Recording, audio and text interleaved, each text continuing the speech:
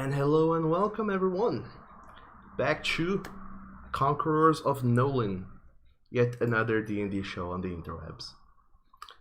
My name is Douglas, I'm your host, and I'm gonna be playing today, or rather DMing, for the illustrious Dimiello, also known as of recently as the Mismatched Mavericks, albeit only to some of them, not to all of them.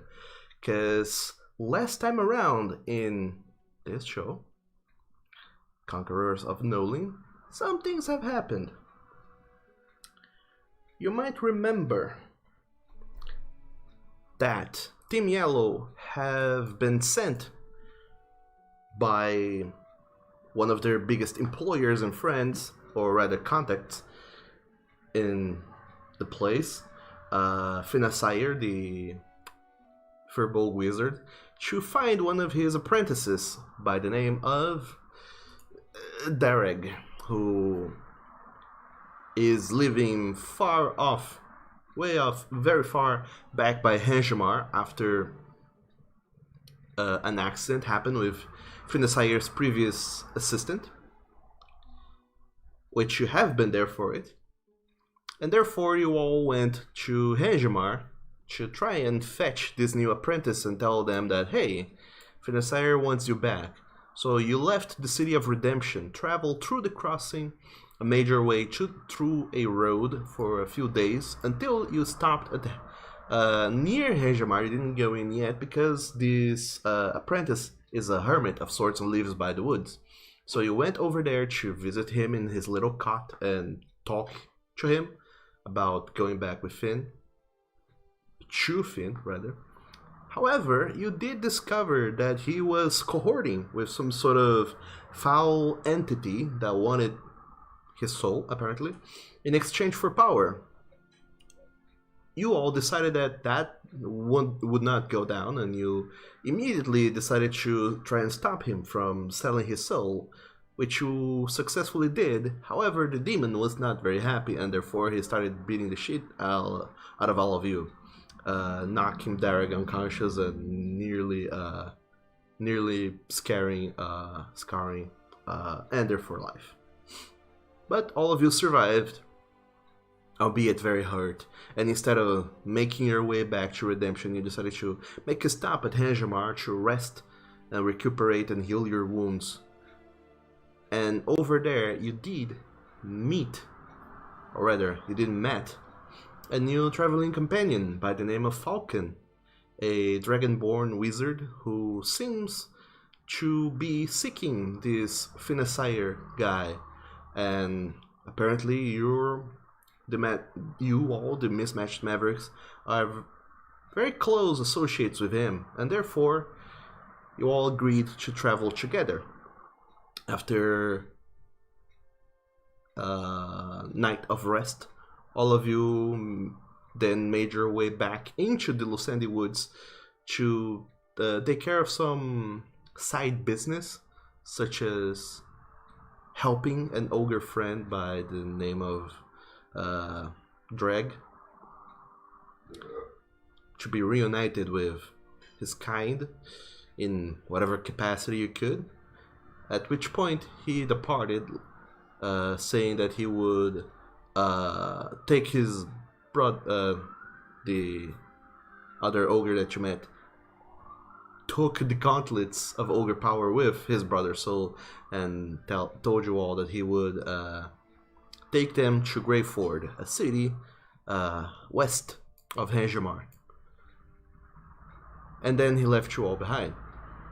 However, through looting some other ogre bodies that you found beating him, and then you beat them, you did find the corpse of a dwarf, or rather an unconscious dwarf, who very quickly showed himself to be a less than agreeable person and started trying to boss you around and started stampeding off into the distance.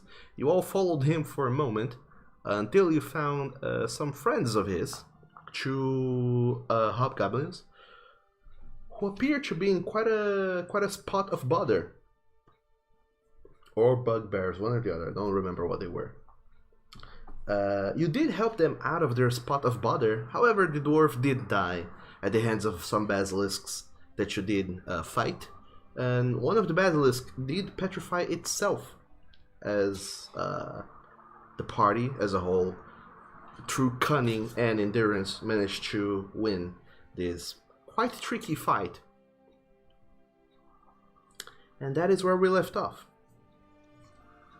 So, Team Yellow, you all find yourselves amidst this, what a complicated word, amidst this glade in the forest,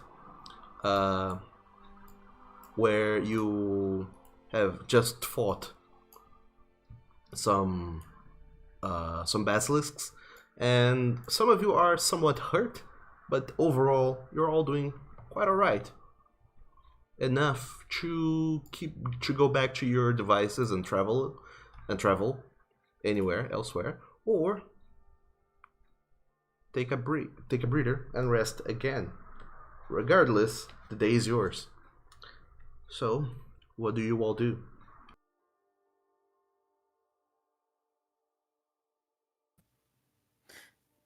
Well, I guess the responsible thing is to, escort the bugbears out of the forest, assuming they know how to get out. What do you guys think? They probably know how to leave.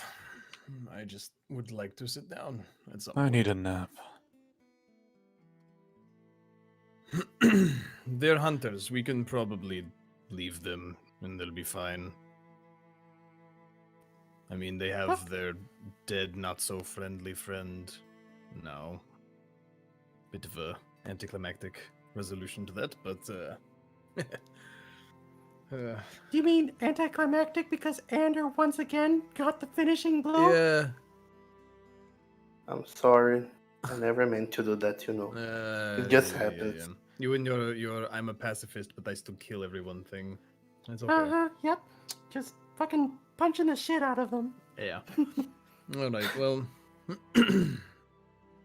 You two bugbears hunters, you know how to get out of this forest? Can we go now that we have helped you? As you approach them, they are still breathing very heavily and still sort of trying to assess the situation, still gathering what just happened and how close they came to being truly dead. And they realize that the dwarf is dead. And they look at one another, kind of clasp each other's shoulder, and they nod to one another, speaking between themselves in a language I don't believe any of you understand. What's the language, Doug? It's Goblin. Do you speak Goblin? Definitely not. Nope. Oh, I never added my extra language. I don't speak Goblin. Oh my god. So you get a sense that from their body language that they're just asking each other if they're good, if they're well, rather. And then they turn to you, Drekdaring, and nod. Yeah, we will be fine. Thank you for your help. I suppose we will not be getting paid, though. What with the little one dead? Was he the one that hired you? After a fashion, yes. His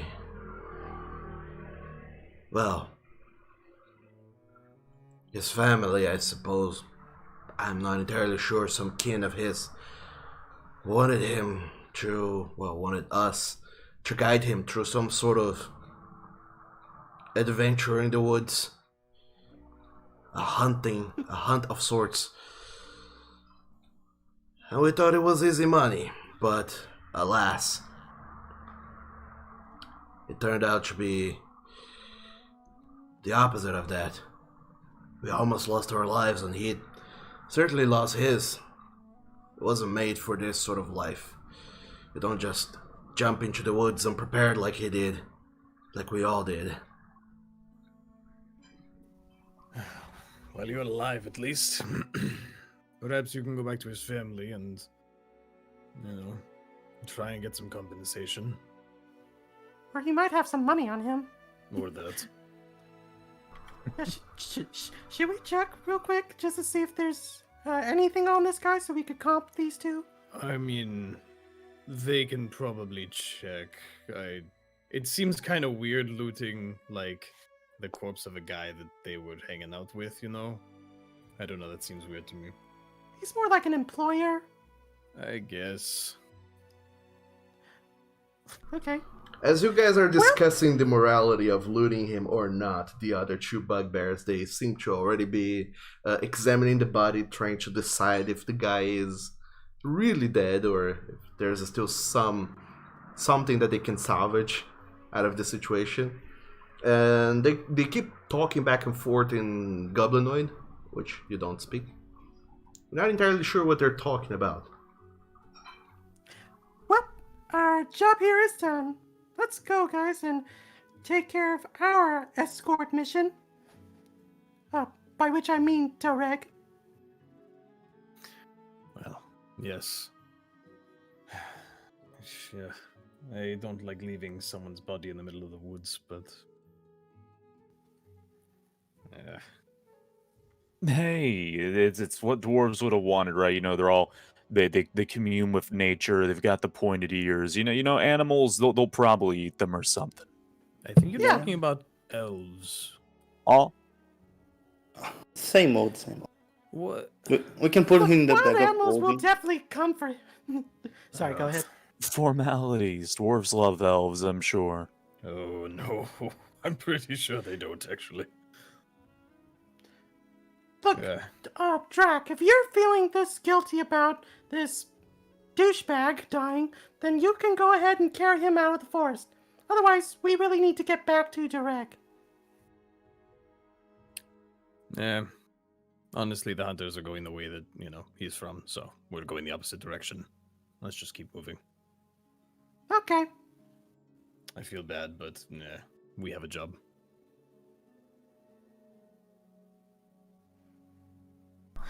So are you moving forwards? There. Let's get out of here. Come on. All right. Yep, I suppose so. I need to heal myself. You do have your second wind, I believe. Yeah, but I don't want to just waste it.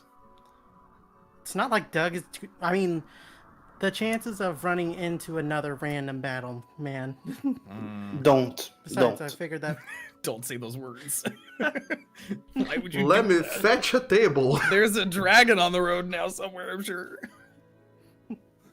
Yeah, and once you eat it, you can become the dragon. I don't think that's how it works. Eat it. I really Eat don't it. think that's how it works. Eat it. I don't back Eat down the from a dragon challenge. I mean, I don't back So- down from a challenge, but You all leave the bugbears, the basilisk corpses, and the dwarf behind. I sure, right? well, Falcon got what useful things he could find from the basilisks, if I remember right. So I got an eyeball. yeah, valuable to somebody. Okay, so you leave them behind, and as soon as you do, you realize that after you're sufficiently far away enough, you do hear rustling of clothes and the clinking of coins, and even without looking back, you imagine that these bugbears are trying to compensate themselves for the whole situation. Yep, a job well done. And you move forwards. Except that you're not entirely sure where you are after following the trail of Coffee and the dwarf and shouting for a while. So I would like everyone to make a survival check. I'm pretty sure I don't know where we are. And aren't you supposed to be like the map guy or something? Come on. Yeah, Yeah. you're the one with the tools. I think it was that way or that way. Maybe that way.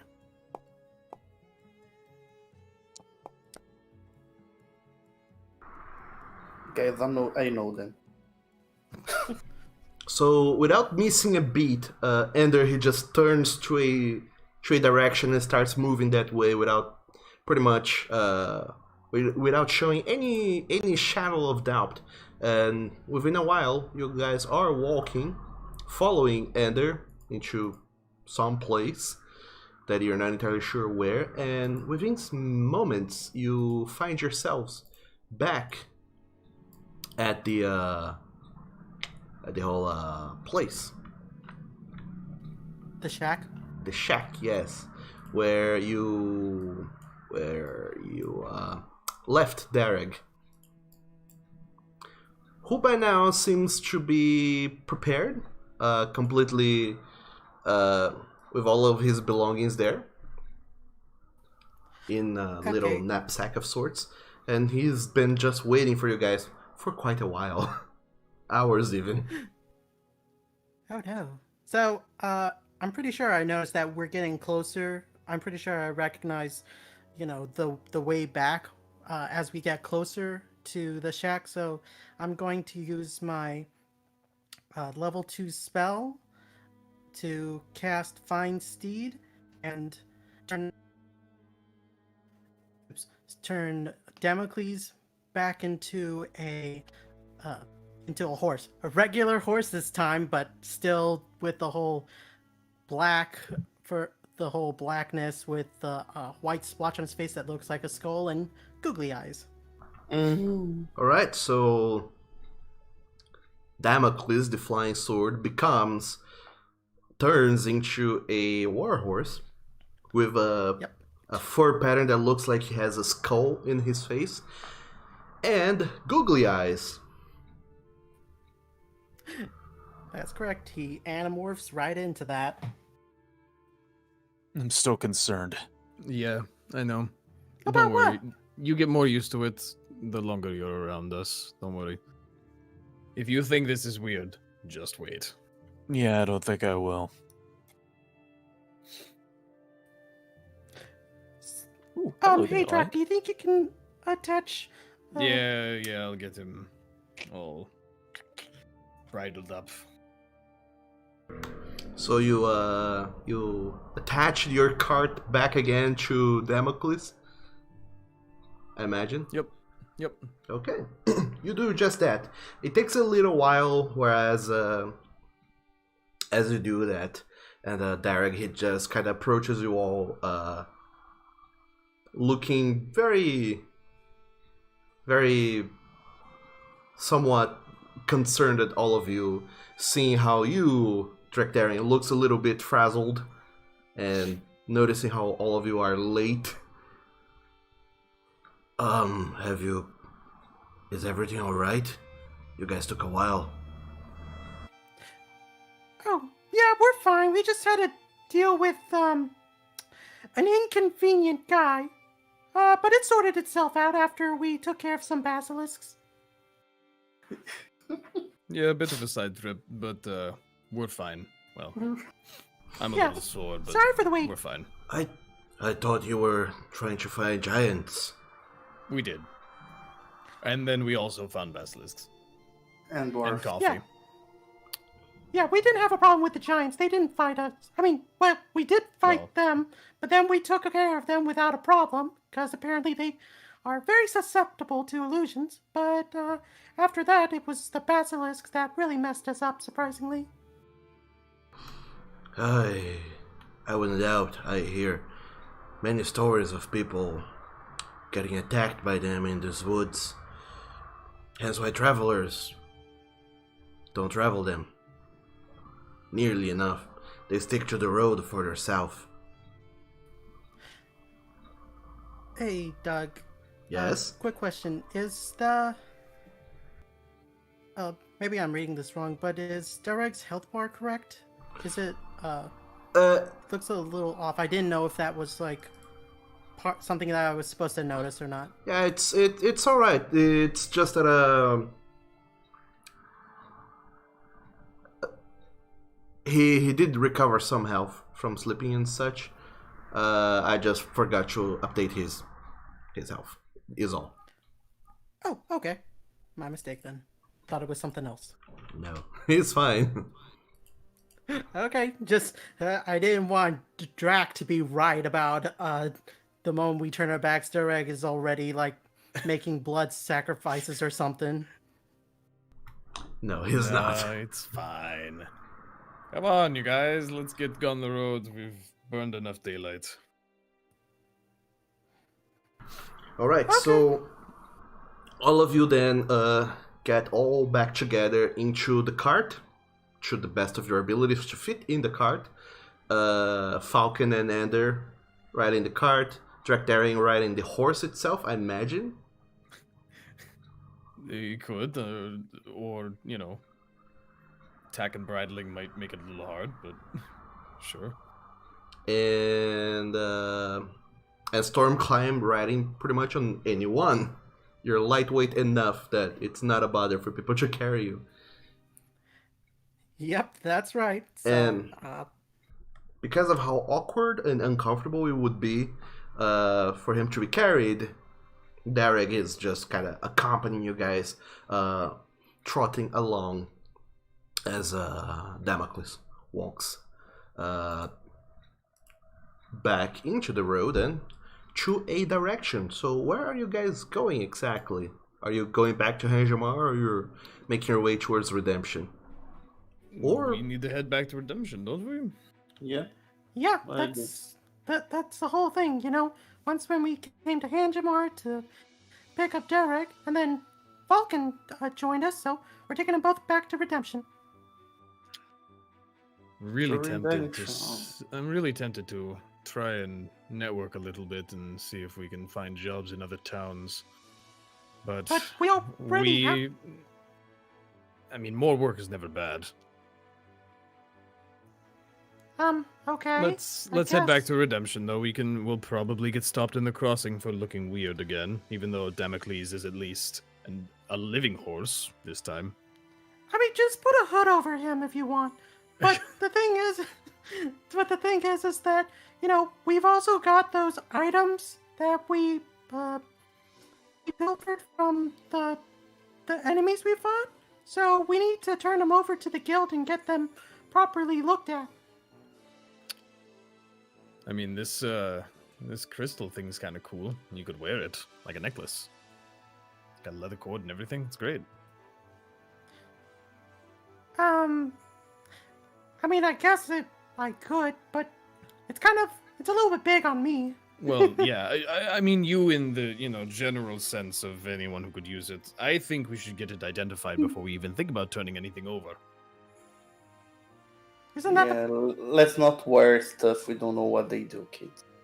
Yeah, I thought that's the point of going to the guild. Well, I Unless mean, the you last want to time we took take it to stuff, Finn again. the last time we took stuff there, they were a little hesitant about telling us what exactly it was. I mean, we almost had to twist Anthony's arm to even get him to tell us. Actually, now that I think about it, Falcon, do you know how to identify magical items? Kinda. Kinda. Kinda. It'd be yes or no question. The answer's probably yes. Cool. What you got? You want to take a look at this? I'll give him the crystal necklace thing that we found. You have a dirty mind, Ander. Sorry, Sword. What I did I hear do? that giggling. I heard that giggling.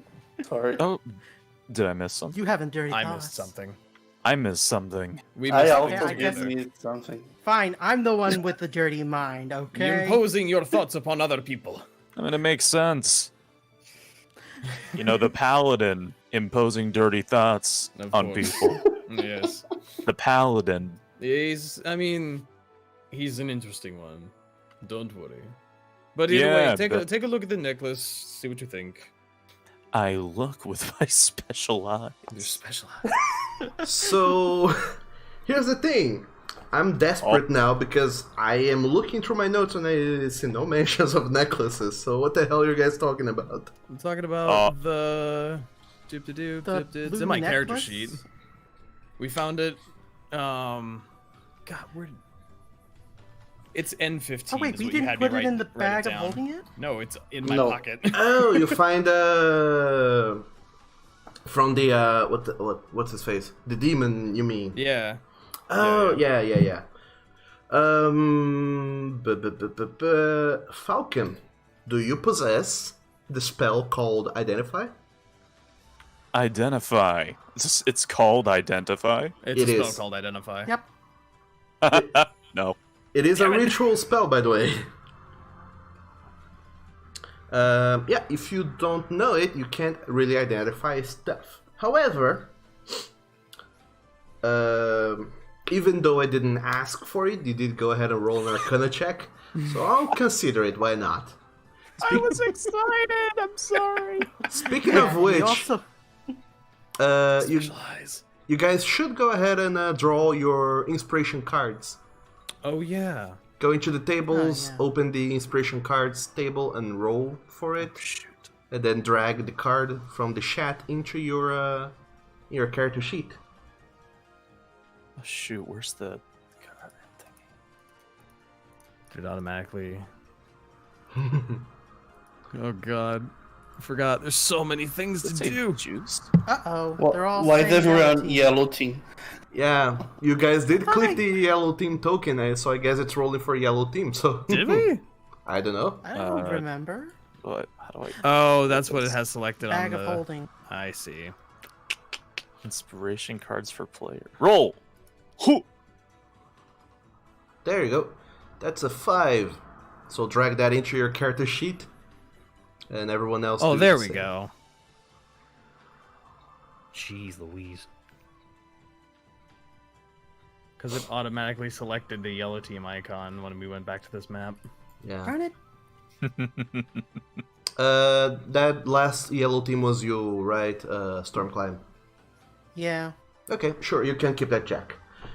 So, Falcon, with that delicious, ridiculously high 27, you do discover that this is... in your correspondence with Finasire, where you told him a little bit about your abilities and such, and he seemed interested enough to want you to come over and have a discussion, a talk and such. He did go ahead and share some information with you as to why so many people seem drawn to this land. The biggest seems to be the appearance of these little arcane trinkets from other planes of existence. The ones that you guys have, you do know this, Falcon, is a Shadorium. Let me throw that in chat because it's a That it's- thing from Naruto? Oh my It's- god, no. It's a silly name, therefore I'm throwing it in chat so you can see how silly it is. The Shadorium that you have, you don't quite know what it is or what it does. You do know that it is indeed a Shadorium, but aside from that, you don't know what purpose it serves or what is its effect. You do know, however, Falcon, that Shadoriums... Never mind, it's not a Shadorium, it's a Nephilium. It's a what? It's an Nephilium, Niflilium? because it comes from the Hells. Niflheim. The Nephilium is a trinket imbued with souls of mortals. It's somewhat warm to the touch, and if you approach this trinket to your ear and try and focus very, very much on it, you can hear a very faint screaming of agony coming from it, but ever so faint and ever so low. It's really hard to hear. You only know of it if you know to look for it. Otherwise, you would just be confused as the humming or buzzing of a fly or something. Mmm. And you do know that magicians, or rather enchanters in these lands, they use said trinkets powered by souls of mortals to enchant magical items in a fraction of the time it normally would take for people to do it by conventional means. Ah, the lazy man's method of ruining people's lives. Okay, so I think this might be a Shadorium or something. Then he just kind of slowly holds up to his ear, pulls it away. Is like, nope, nope, it's Nephilium. There's dead people in this thing. You want to Okay. listen? I'd rather not, but I will hang on to it. All right, Nice. don't drop it. Yeah, okay. No, really, don't drop it. Yeah, I'm going to put that back in my bag. This falls under the category of things that the guild we are a part of is trying to control and get rid of. So I just wanted to make sure that's what we were dealing with. Ah, right. Magician's laziness, got it. Yeah, kind of, dark magics, all that sort of stuff. Oh, sorry, that was my face bones cracking. Happen a lot to you? Oh, yeah, time to time. Speaking of time, they say some of the best magic takes time. Instead of laziness, he just wiggles his Right. eyebrows. Uh-huh. Yeah, I get it. You're a time wizard. That's a good pun. I liked it. Ah. I don't know if you're expecting applause or something, but it's good. I like it. I Oh. like it. Oh no, I'm not. Just self-satisfaction that I managed to get some sort of reaction out of you. Yeah. Well, It took me a second to get that joke. I swear to God. He's my favorite. Oh God. What joke? Well, the don't minute worry has about it, passed. Blender. Oh, are you going to do this the entire way back? Because we have like 4 days of this. No, just a moment or two. Oh my God. So, Exasperated By the way, sigh as did- I clap along. Didn't we have one more item? I mean, like, I thought there was like one more magical mystery was item it. that we found. Didn't we? We only found Huh. that thing, as far as I know. Okay. I Oh, think by the way, there's Andrew, nothing in my what pockets. did you find anything else from the ogres that we killed? Potions, and gold, basically. Just that. Oh. How much did you find? 2 potions of healing, it seems, and hundreds of silver pieces and tenths dozens of gold pieces. I don't know how to count. I didn't go to math school. Oh no, the guy doesn't know It's how to count 43, with the map. 43 gold pieces and 501 silver pieces. There we go. I'm gonna add all of these to our communal fund. Very good. Thank you. By the so way, Andrew. Yeah. no, go ahead. Okay, so I turn to Andrew and I say, by the way, Andrew, when we get back to Redemption, well, I think you know what I'm going to say, right? What are we going to do about Vane? We can't really avoid this problem too much longer. I know. Yeah. I've been thinking about it for quite a while now. I have to go talk to him and at least, I don't know, update him on how he's not gonna get what he wants because it's virtually impossible. Other than that, I don't know what to do. Yeah, because, like, from what Anthony told us, Vane might have your parents, right? That's kind of a scary thing to think of. I'm still having a bit of trouble processing that, I don't know how much I have to see it to believe, It seems Yeah. like it's too much for me. Yeah, I mean, like, it sounds a little suspicious, but all I know is that it's not going to be a very peaceful resolution when we deal with this Vane guy. I hope you can stall for a while yet. I don't know, maybe making send us into some other quest or something like that. Honestly, I was just hoping that Anthony figured out something to deal with this problem. Because, they're enemies. I mean, maybe Anthony finally got something from that guy we just helped. What was his name? Corin? Gordon. I really get a feeling that Entry does not care that much. As long as Vayne is not in town, he's not caring about it. Well, but we did give him, a treasure trove of information potentially in the form of that poor lion friend there. Yeah, let's see what he knows. What's new when we go back. Yeah, we also gotta make sure that nothing bad happens to Corin, because we did promise to get him onto that boat. Yeah, I figured it would take Anthony some time to get all the useful info out of him, like a 10-day or so, and then we could slap him on a boat and send him on his way. Yeah. Yeah, I suppose you're right.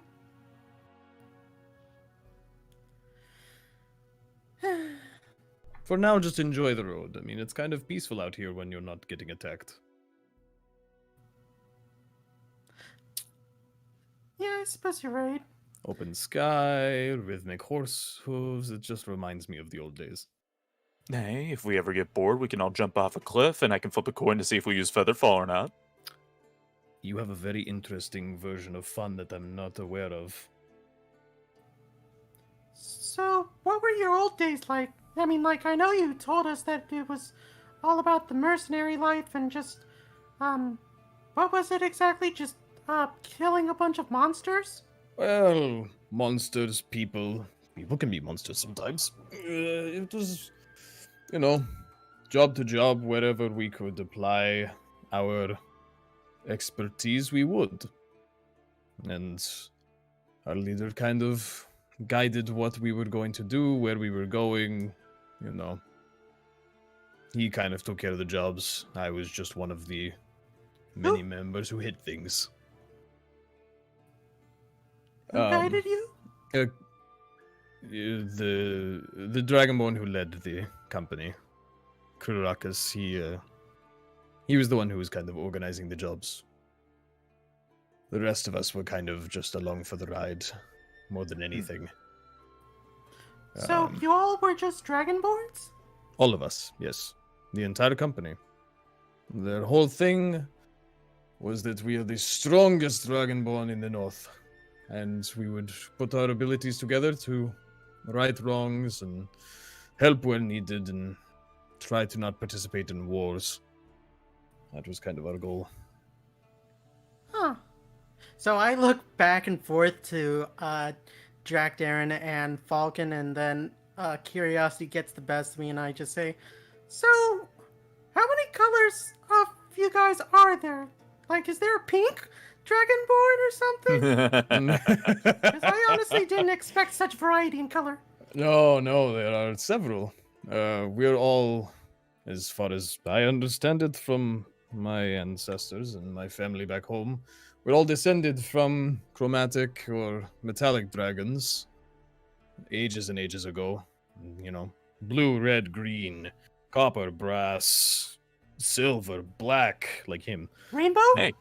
Well, I don't think they don't really crossbreed, from what I know. But apparently right. thousands of. Gotta keep it all pure. I mean, that's how dragons are. I mean, you've met Galtazan. He's kind of a bit. They're all kind of snobby in a way. That's what I've heard. These old stories. Wait, who? Galtazan, the dragon in the tower, of Finn's tower. Oh. Drakdarin and Falcon, make a history check. Because why not? History. It's a mystery. Whose story? History or my story? Drakdarin, you have met many a Dragonborn in your time, but not ever any pink ones. And Nope. Falcon, you have not met them per se, but you have, yes, heard tale of other kinds of Dragonborn. Some of which are other types of elements, and you have indeed heard tale of pink dragonborns. What?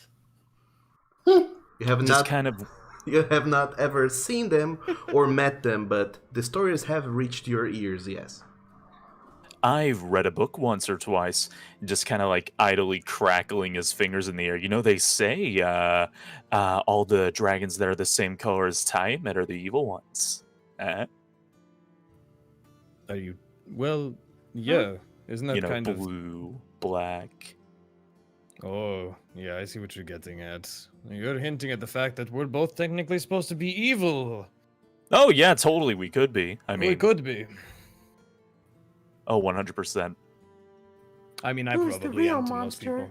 people. I mean, have you looked at me? I think I count. I mean, technically, I'm also kind of a monster because, all those greenhorn adventures that Annie talks about, kind of like boast about slaying rats and stuff. Do they? What? Jeez. I don't know about that. I don't know how impressed I'd be if someone walked up to me and said, "I killed a rat today." I'd be like, "Yeah, great, wonderful." I mean, And? he never said that they actually got in, just that they tried to audition. Yeah, but I mean, yeah. Rat slaying is more of a pest control thing. I don't. Yeah, it's more of a hobby, you know. You take a slingshot. I mean, do rats do rats drool acid out of their mouth? Or shoot lightning from their teeth. It's possible, you never know. Well, it's true. Whoever's dicking around with magic. Especially since apparently, from what I've heard, magic wasn't really a thing like 50 years ago.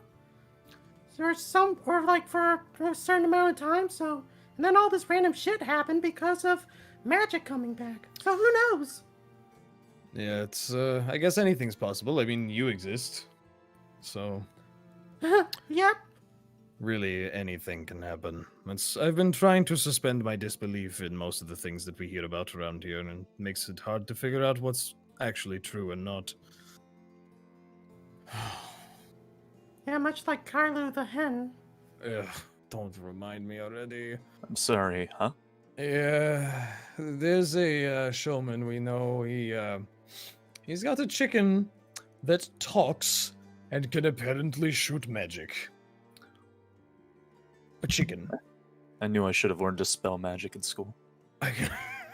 I just, I don't know anymore. There's dragons in towers and things I never thought I would see. But I guess I might have been getting in a bit over my head when I took that boat out here the first time. Does it ever scare you? Like, you said you wanted to turn into a dragon. You wanted the power so that you can come home and claim your honor, if I remember right. Well, I never Like- said I wanted to turn into one. I said I wanted to be strong like a dragon. And Galtazan kind of took that and was like, "Well, I have an idea. Let's do this experimental ritual blood magic and see what happens." And apparently, that is what seems to be happening.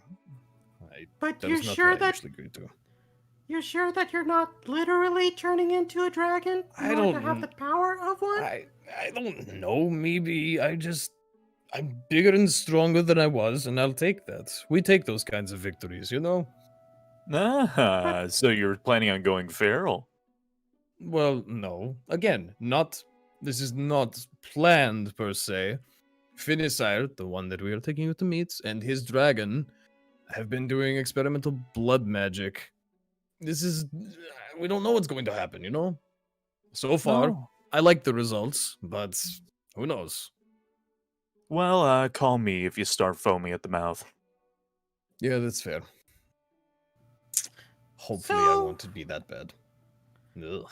Yeah. By the way, Falcon, what's up with that? You mentioned that time is kind of your thing with magic.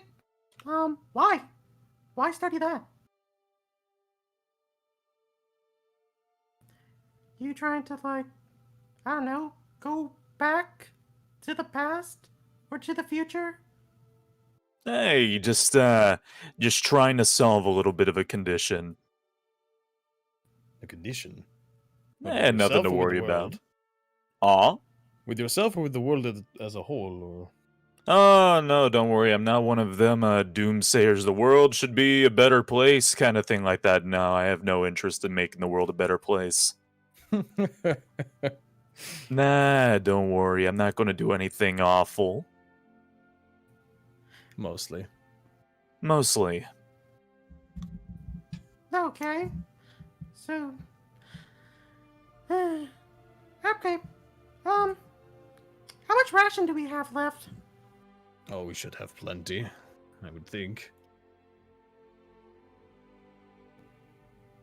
Yeah, we got 14 rations still. We'll be fine. We could sing the way Alrighty. back. Do you know many songs? I know Ween. Ween. Oh, yeah. Sings about being in the ocean a lot. I don't know that one. I don't know many songs. Go ahead, teach us.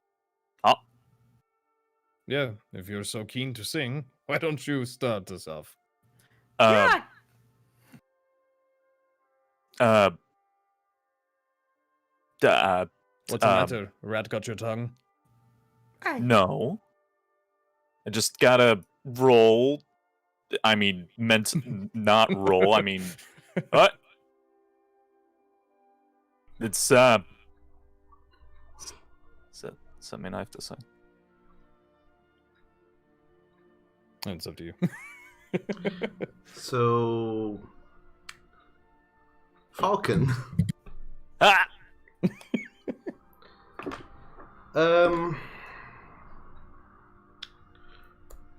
Sure. You try your best to make a little display of this song that you know. You're not particularly per se familiar with this folk enough to burst out singing, but you do sort of hum along a few verses of the song, just doing and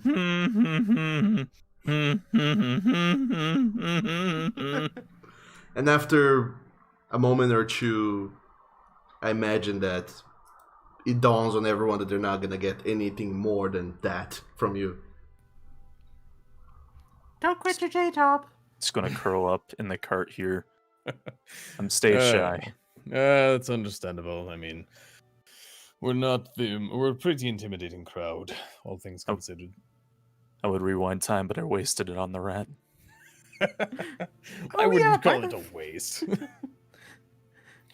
Oh yeah, like I was wondering how does that like how do you think that works? Like when you redo that time thing, like does Stormclimb like experience deja vu, or is he aware like of the mistake he made? Like he had like a future vision sort of thing. Like deja vu on it. Okay. Oh, by the way, Jack, have you thought of any new jokes? Oh shit, that's right. Not really. I've been mostly focused on killing things. Yeah, I'll come Well, up with something on the don't- fly. Yeah, hopefully. Wait, what's the dragon's name again? Galthazan. Gareth. Yeah, let's hope Galthazan doesn't have to dragon it out of you. Oh my god. Well, I'll probably then just have to ask him a few more questions. Now you can stop. Oh, It's okay. Actually, I Andrew. like you. No, I mean he wanted jokes or tales or other things, and we haven't really gotten much of a chance to sit down and find tales. I mean, I can tell him about the fact that we killed a demon and then some ogres and then we killed some basilisks, but that's more just I killed things, haha, the end. Not really. sounds fun. Haha. You could just walk. Into a bookstore, you know. Well, that seems like cheating. I don't know. Maybe we stop in the crossing for, a night and hang out in the tavern, listen to some people. Maybe there's some weirdos. Weirdos always have good stories. They Looking at do. Falcon. Ah, they do. Either way, hopefully Galtazan's not upset at that fact that I'm not coming back with a book full of jokes. Dragons. Do you really need a book full of jokes? No, he just wanted me to find like a joke or two or some stories. He's doing all these things where he's like, to be more like a dragon, you need to have a horde and, stories and this and that. But I don't know. I might honestly go to the guild and maybe try and do some research on dragons. Maybe I should try and understand him better.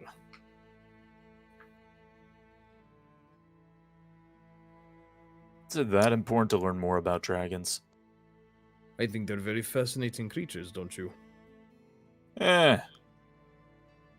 I mean, we're descended from them, for God's sake. Oh, I've never met one. Well, you will. Hmm. I'll make sure of it, regardless. Oh, that's great. Or Finn will, one of the two. The dragon literally lives in Finn's attic. How big is this dragon again?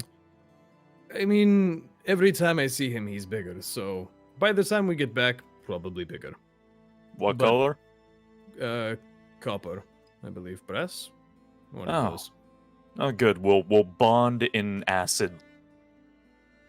Ugh. We'll bond. I don't like that concept. Yeah. Oh, you don't? I'm not really much of an acid fellow. Unlike you, I'm pretty sure it hurts me. Oh, nah, don't worry. It's nothing. Look, it even drips off the tongue. Well, I prefer my electric personality, personally. Yeah, but you can't take an electric bath.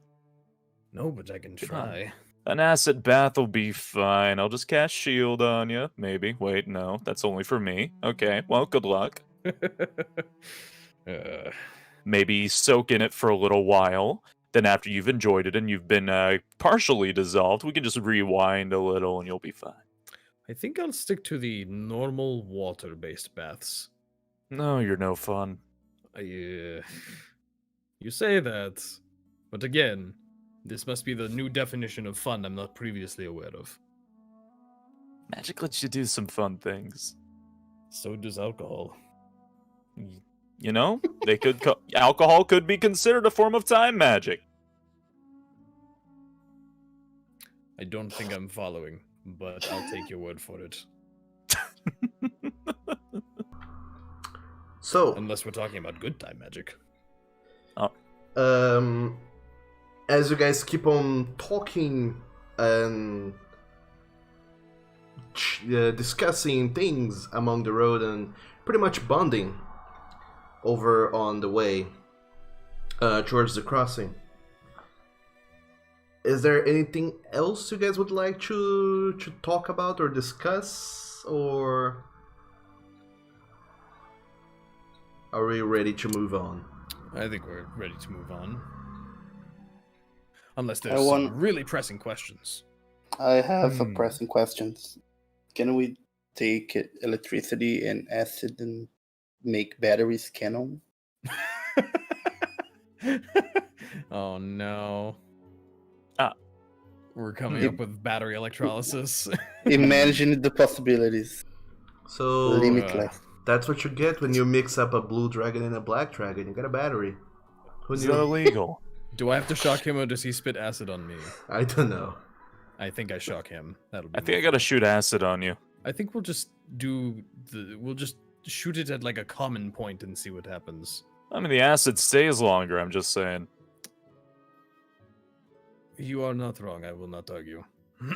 We'll just stick a long metal rod somewhere on you, and we'll tie it to something that's powered like the rat. Watch him glow up like the 4th of not July. Is that how it works? I'm not really a professional when it comes to electrical power. I don't know what electricity is. All I know is it hurts. Oh yeah. Anyway, moving on. All right. So as you all travel through the road, eventually night starts to descend upon you because you did spend most of your day traveling through the woods, and by now, the sun is setting, evening is approaching, and you're all still on the road. So what are you gonna do about that? Are you gonna keep traveling through the night, or We should make a stop or something? probably set up camp. We can't just let Damocles autopilot because we have Derek in tow. I need sleep. Yeah, I need let's sleep. let's set up camp. Yeah, I agree. Sorry, that's the acid. See, Like I that said, doesn't man, need happen with some chow. electricity. It's worth it. Makes food spicier. Oh god. Oh, you must be alright at parties. Alright, I'm going to get the camp set up. I'll help. All right, I would like everyone to make a perception check A camping check. Ba-dum, ba-dum, bum, ba-dum, bum. as you get down from your cart and start looking around to get a good look of your surroundings. Yeah, and I'm guessing. How? How? How? If you roll a 7, I'm. Ah, I was about to walk away. That was gonna be it. Do we win a prize? We rolled three 3 sevens. sevens. oh my Ding God. ding ding ding ding. That jackpot. You do not win a prize. You win a combat. Your And prize. there's nothing smell related Your on, right? no, this would be site based. Okay. Your prize is a surprise. Every time. Wait, does anybody else in the party see anything? You know, With our one more than you. Does anyone want to use the card? Ooh, let me roll for can I roll for Damocles just for fun? Sure, darkly Damocles is also keeping watch, so yeah, he can also roll a 7. Go for it. If it starts screaming, I swear. Oh god. Let's see. Okay, so I'm just going What is to a horse's roll a stats? 20. What's the stats for a warhorse? Can you not what's his make wisdom modifier for warhorse? can you not make rolls for him? Oh yeah, he's in horse form. Never mind. Horse boy. They have a +1 to wisdom. There you go. It's yeah, indeed, it's a +1 to their perception. Wow! Oh god, he rolled a nat 20. Dun, dun, dun, dun, dun, dun, dun. Look at that neigh. He's an awesome Okay. horse. Look at that 5G antenna. I quit. The thing I'm proficient in, a horse is doing better than me. You have proficiency in perception. Yes, I do. I rolled a 7. So proud of you. So, what happens is that Damocles warns you, Stormclimb, telepathically that is. He tells you that further up ahead there seems to be a tree that you all did notice.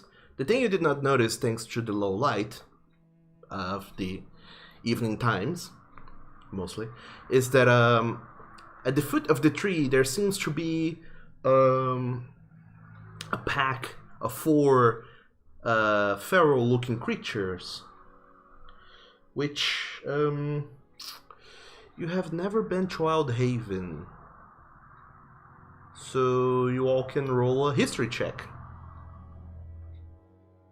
Or I rather, roll a 20 on this one. Sorry. Oh my god. I am Quit. so proud of you. I quit. Yeah. Man, I'm getting some deja vu lately. Same thing. Time- Okay. time magic is crazy indeed. Yep. Stormclimb, make a history check.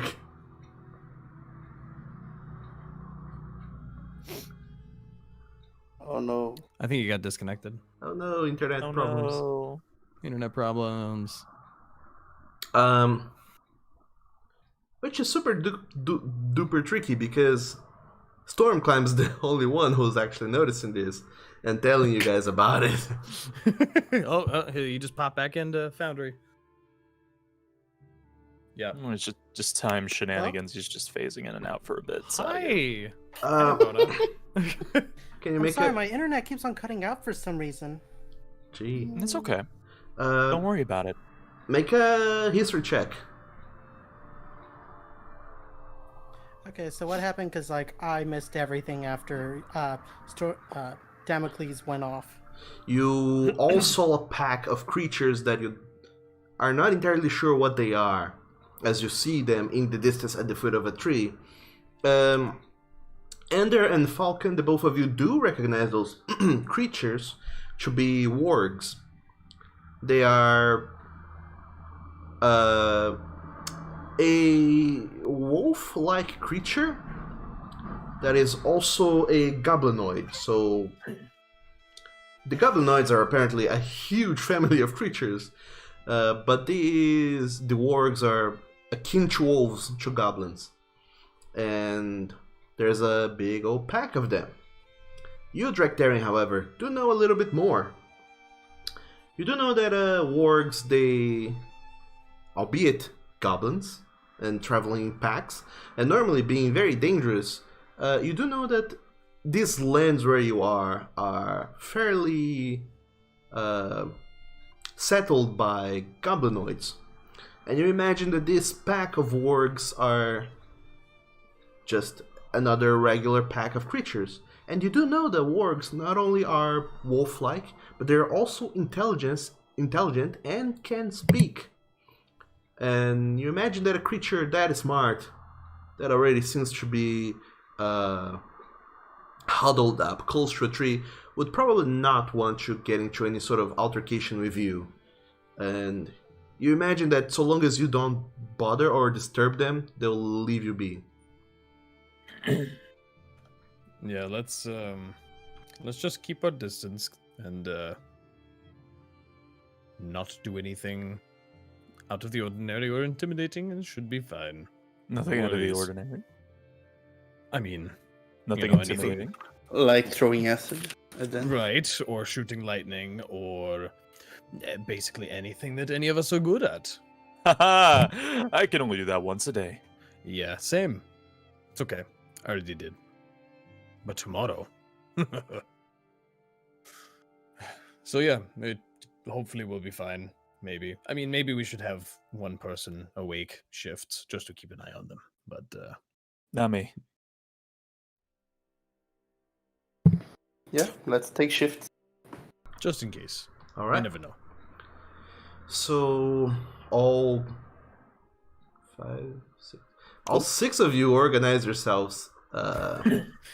Ender, Drectarian, Stormclimb, Darrig, and Damocles all organize yourselves in shifts to watch over the entire party as everyone else sleeps. And Falcon, if I'm not mistaken, you do not offer yourself up to take a shift, do you? No. Okay. You sleep through the night without bothering to stay up and watch to make sure that nothing is going on during the night. So night comes and goes. And nothing really seems to happen at night. I'll go ahead and roll d5 just for fun. Actually, I'll roll d6. Why not? I'm gonna say D5. What magical dice are you using? Yeah, right. What in the world? I had to want think me some about that dice. too. Like, Yeah, I was sitting here for many seconds, like, wait a minute, that's not a dice. DN powers. Little do you know that you can roll d10 and divide the result by 2, and there you get the d5. But anyway, oh please. Please, that gives you decimals. Ender, make a perception check, as during your shift, you're paying close attention to everything that is happening throughout the night. You sit atop the camp that has been set up by your party mates and just watch, looking over the distance and seeing what's what. And you do notice in the middle of the night when the wargs, they also seem to be looking towards your little camp as you look at them, and they are closer to feral beasts than to actual bipedal humanoids. They don't quite can handle tools and such, so they don't have fires or anything, and they're just there. But they do seem to keep watch over you to make sure that you're not up to anything funny. And eventually during the night, you notice that a little bit later throughout the night, after some of your party mates have had their watches and you're watching them, eventually you see that all of the pack rises up and they start to take off into some distance. It would seem like they're going in your direction, westwards, towards Hejimar, but they seem to be making a very long berth trying to avoid you. And you keep watching them as they all of the pack gets up and starts walking off into the distance, making a long curve around you before they're facing south, or rather west, and follow along throughout the road, disappearing in the distance. And you imagine a little bit about that, what's up with these creatures in these lands, and according to Drectarian, who are intelligent and can speak, we imagine what life is like for them living here in the wilds without having a proper civilization or living in walled towns. And it gets your mind going and wandering and pondering for a little bit, which you probably write down in your book at some point, I imagine. I was gonna talk about that. I was just gonna say, if I'm watching, then I'll probably taking notes on what they are and what they do. Quite a lot of notes, in fact. Thankfully, you can see in the dark, so you can take notes. And eventually, they wander off into the distance. You take your notes, somewhat fascinated by these creatures, and then you wake up the next person to take their shifts as you go back to sleep. And the rest of the evening goes by completely uneventful.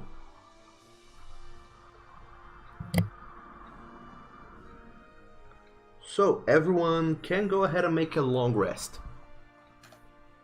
Sweet. Where Is it the hourglass? I'm sorry. yes, Oh, there it is. you hover over the hourglass, and there's I think the one on the right is the long rest. Ooh, there it is. Okay, all right, cool. Sorry, I just like this system that you've got here. It's so cool. It is. My key points, yes. 0 hit dice. Oh right, my magic's back. There you go. Magic. Someone say pulse wave.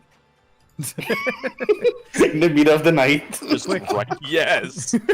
Out of One nowhere, of us into a tree. magic. What the fuck?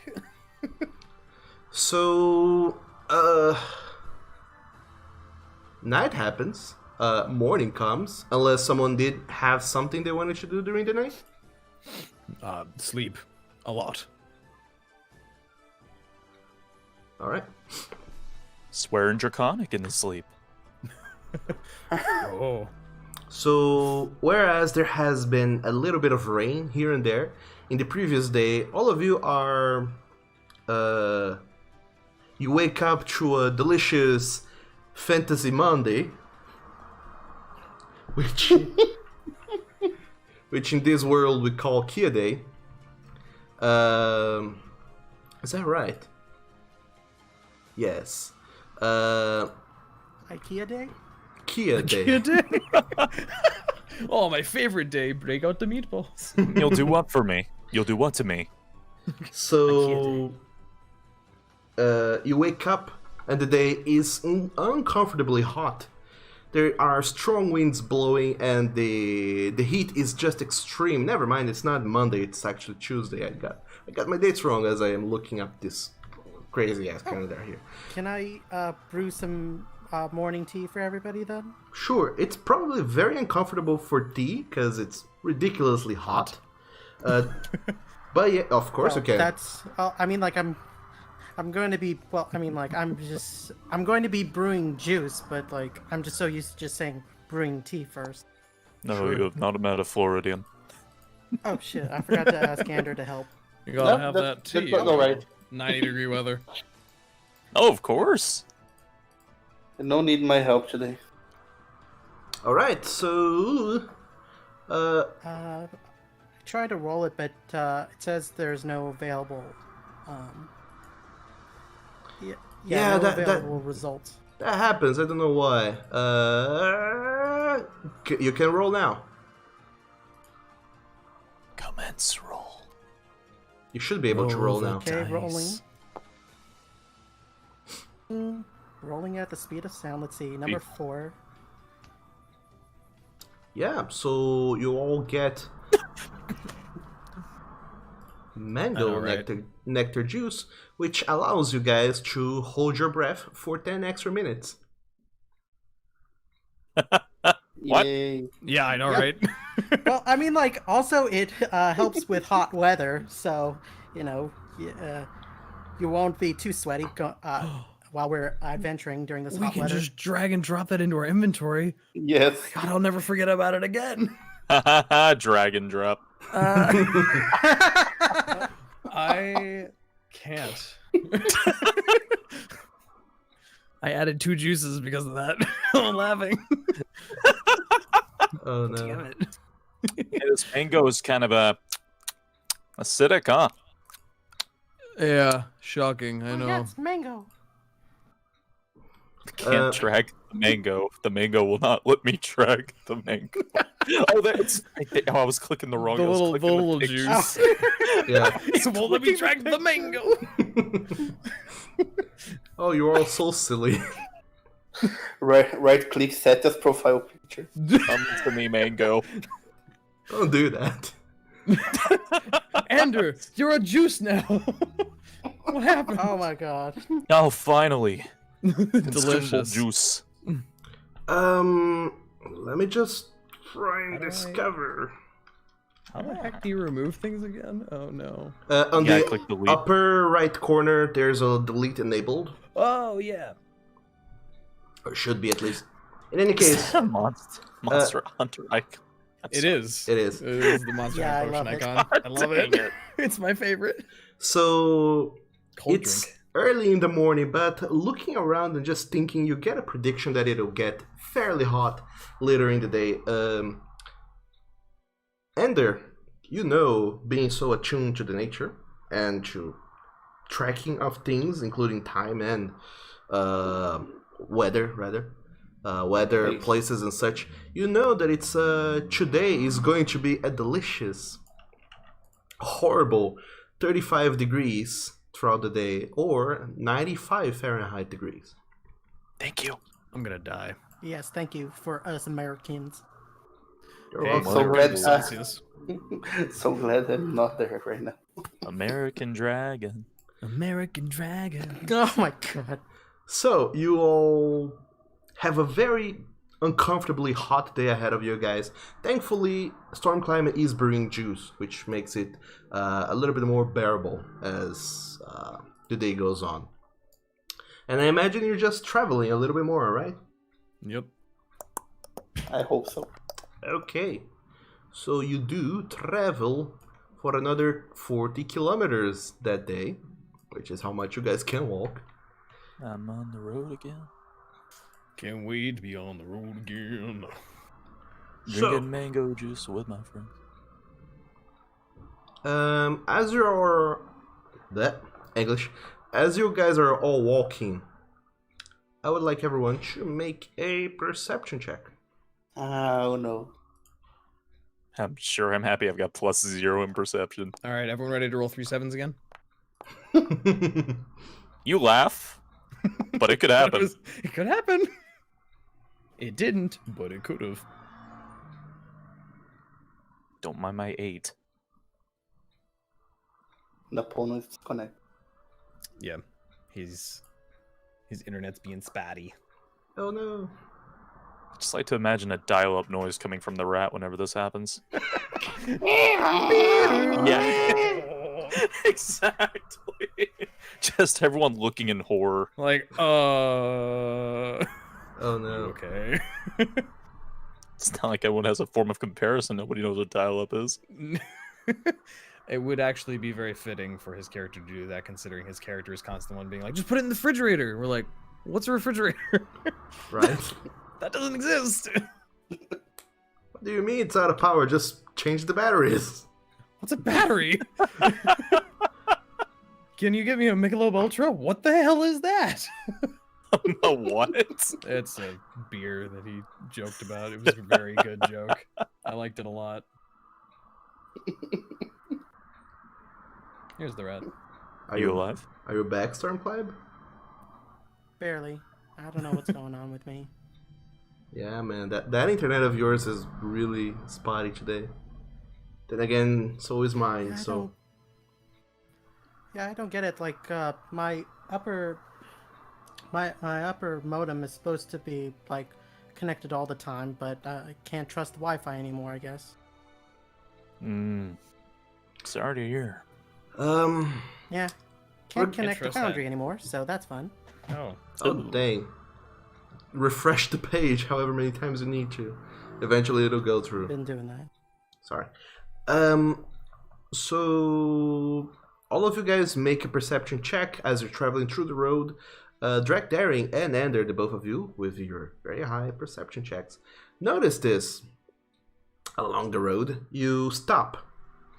Or rather, you don't quite just abruptly stop, but you notice that along the road there seems to be a little... a tree with a... on its backside, there seems to be a little sort of a crack on it that you didn't notice on your way in, your way coming from the crossing towards the tree, but going back you do notice this crack on the back of the tree now. That does seems particularly interesting. In fact, you imagine it could be some sort of treasure cache or something like that. Hey, Ender, you thinking what I'm thinking? Yes. Yes. And he's just thinking about the he's thinking about the last time he tried to loot something out of a tree. Yeah. So hopefully this one doesn't come to life and try and kill us. I will have my axe ready in case, and I'm going to turn it into fucking firewood. I guess we're ready this time around. Let's just be careful and like see if it's trapped or something. Good Maybe idea. so that it won't like explode on us. We'll Who's be back in a exploding? second. Hold on. We'll be Okay. back. So Ender and Drake Daring, the two of you approach the tree with the... Very cautiously. Alright. Looking for traps. Looking around, you don't quite notice anything in the way of anything too weird here and there, but you do notice that there does seems to be sort of a booby trap close by. You get the sense it's some sort of a snare to trap someone in place in case they get too close in some way, shape, or form. But you do notice that there's a lot of snares all over the place. We better go. Not worth it. What? No. Hold on. You don't just see very inviting treasure and then say, fuck it. We're already halfway there. Come on. Traps, dude, traps. There might not And? even be. No. Oh my. Traps, Ender, traps are disarmable. Always. Whether by force or by finesse. Okay, I want to try to disarm traps. You do know where the traps are. You can always just evade them if you would like. Yeah. I want to Round evade them. traps. Okay. Tiptoe by the window. Thankfully, you know where they are, thanks to your high perception, and you are able to avoid all of them as you approach this nook in the tree with a little chest. In fact, as you make your way over there, you even think it a little bit odd that these traps, they're not super well hidden. You imagine that it's more of traps for wild animals and beasts rather than people themselves. And as you approach the back of the tree, you do see a little chest with an inscription in the wood that seems to read in common, thankfully. If you take something, leave something. Huh. Sounds like the chest of fairness. Sure, but I mean, well, let's find out what's in it first, and then Yeah. maybe we'll leave something. I'm going to Open the open chest. the chest. Yeah. Alright, there you go. You open up the chest and you do find a little bit of a few odds and ends. You find what appears to be some good luck charms that you have seen in dozens. Not entirely sure how good you are on your religion, Drakdari, but this is I kind can of certainly try. this is sort of global enough. You would know it. These seems to be charms of the goddess of fate, Hakapvagan. They all bear her symbol. You do also, well, you and Ender, the two of you see this. You also see that there is a healer's kit on the inside, some rations packed as well, and apparently 70 gold pieces stashed in there.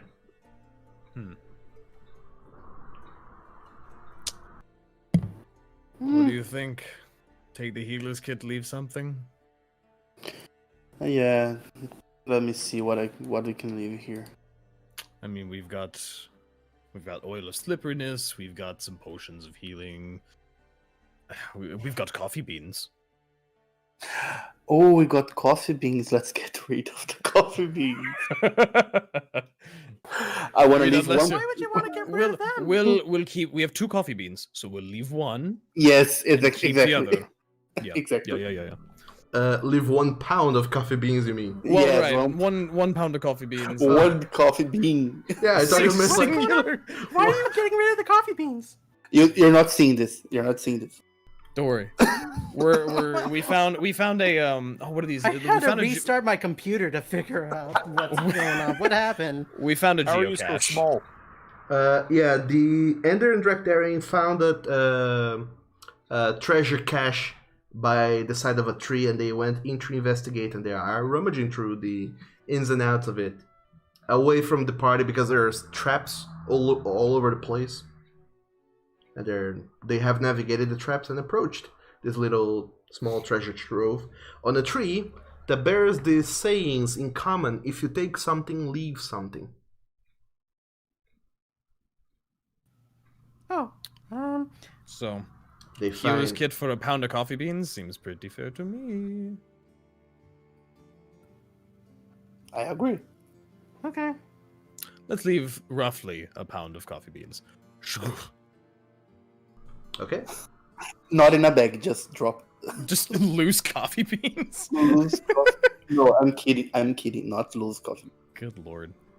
Okay, so you leave roughly a pound of coffee beans inside as you take the healer's kit, and as you close the chest, it feels odd that no sort of traps have been sprung upon you or anything, and you imagine why would someone set this up here in the middle of nowhere, and why even have this sort of thing, but you imagine that it's helpful for the people who need it. Travelers in need of assistance, lost in the middle of nowhere. It's good to know that there is someone out there looking out for other people. That's pretty positive. I mean, I was expecting it to explode, honestly. Yeah, I guess that's profit. And now, Even though it's fair, it's not profit. well, I mean, yeah, it's a trade, really. And now, someone comes across this, they could, like, take some coffee beans and start their own plantation or farm or whatever and make a life for themselves. We maybe have changed somebody's life today. Yeah, Or someday. definitely come back in a few years and find out that it actually happened. Alright, let's get back to everyone else. So you nimbly dodge all of the traps, making note of where they are. And once again, looking at the traps, they seem fairly simple and more so put in place to stop beasts from wandering in too close to this treasure trove. And imagine that it's not only some sort of safe haven for people who are in the road and in need of assistance, but also a place where they can lose pursuers if they're in a spot of bother. If you know of this place, that is, which you all now do, or at least the two of you do, and you share that with the remainder of the party as you return to the cart and continue your journey closer to the crossing. And for the remainder of the day, it's pretty uneventful. You keep on traveling, and somewhere along the road you do come across the plaque with many directions pointed to seemingly random and nonsensical places, most of which you have put down or taken down, and now it only directs people to useful places nearby. And several many paces ahead of it, you notice that the sun is coming down, and you imagine that it's probably time for you all to rest. Somebody's heading to Sleepy Time Junction. It's just repair your function. Noob question. Yes. Sorry. Do a character need any kind of proficiency to use the healer's kit?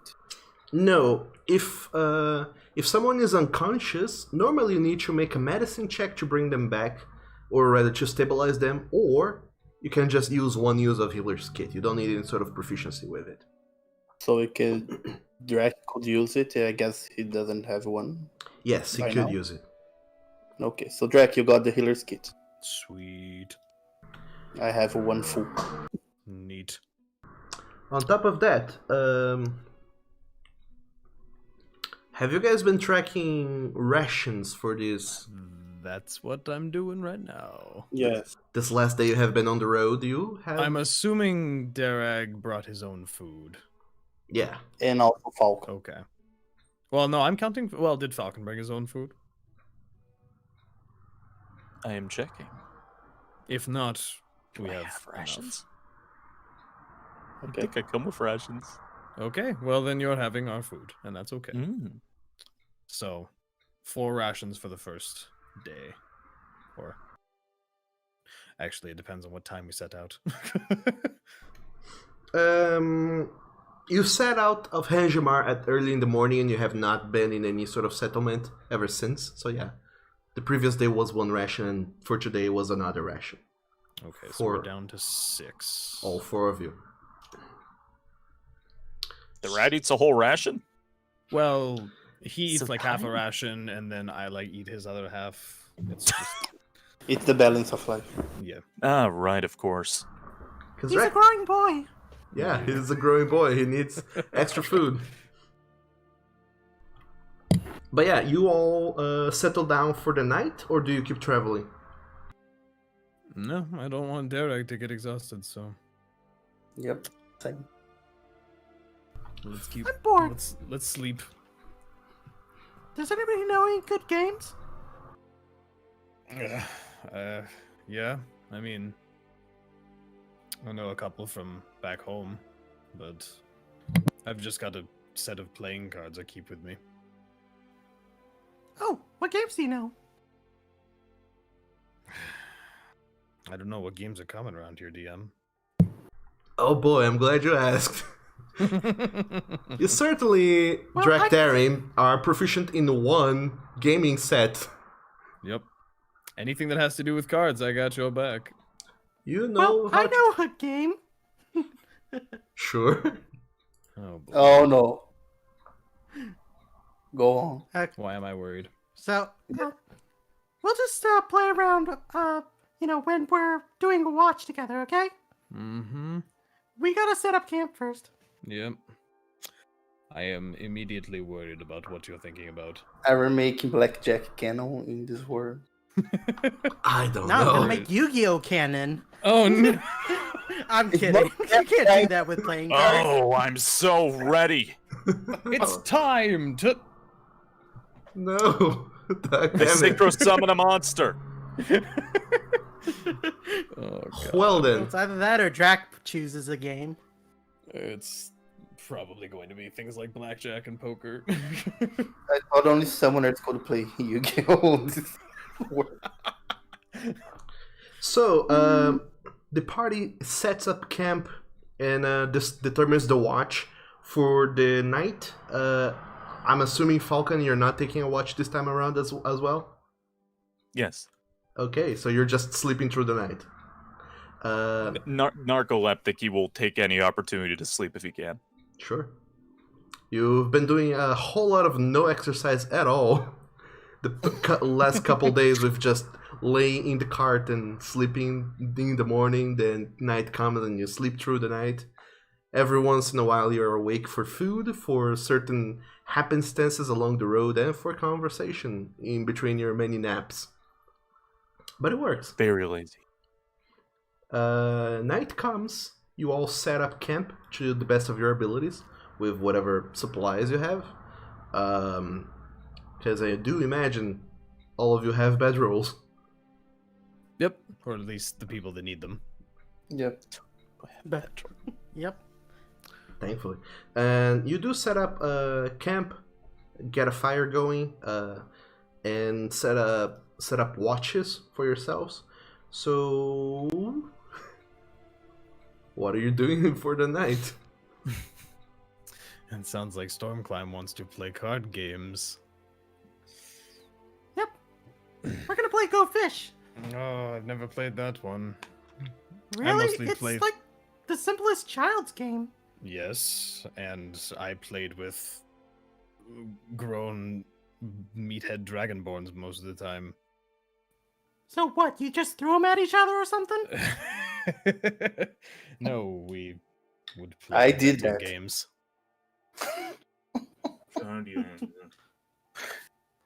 Mm, He's boring. He's asleep. All right, I'll deal us out a round of poker. Who wants to bet money? I mean, I mean, it's all not like it's sharing going to go money, anywhere. so- I know it's the principle of the game. You bet money and okay, I bet 1 silver coin.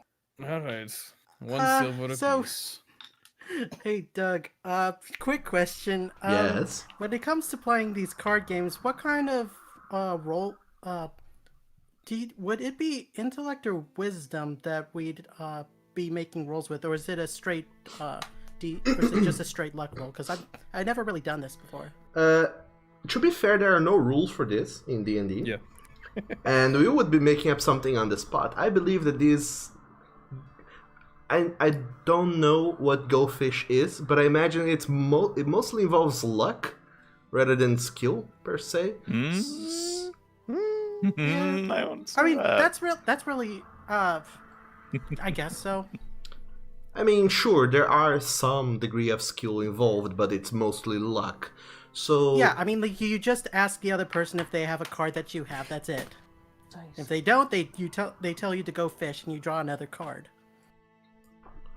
So, can you guys, where it says public roll, can you make a private roll? In the roll? Private. Okay. Private Sure. GM roll. Self Sure. roll. Yeah, private GM roll, that works. I would like all of you guys to roll a d6, why not? Privately, of course.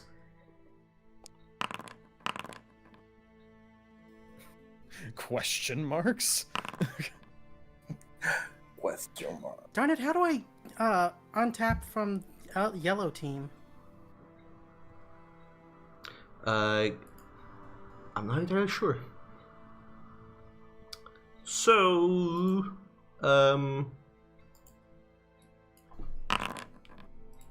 someone. Oh no, Track Daring, I can't see your roll. How odd. But yeah, I believe everyone has rolled, right? Yep. Right, okay. So now you can openly roll 1d6.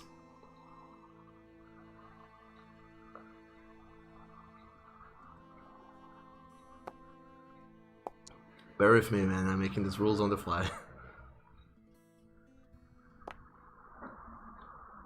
Actually, Falcon, you're not even playing. You're sleeping. Just kind of laying off the cart, half like lidded eyes, just watching them, half asleep, half not. You're half asleep playing cards, snoring Just in watch. as you play. So there you go. Are you rolling your open d6, Falcon? Oh no, I'm not participating. I was still in the dang thing, just Oh, okay. watching. Okay. So yeah, all of you have rolled. You know more or less what cards you have on your hands. Now is the time when you guys bluff. If you're gonna fold, knowing the sum of your open dice and your hidden dice, or if you're gonna bluff, if you're gonna raise, if you're gonna quit, what are you gonna do? Talk So amongst- that's how this. Yeah. You know what other card you have in your hands, but no one else does. So talk amongst yourselves. Are you gonna raise, quit?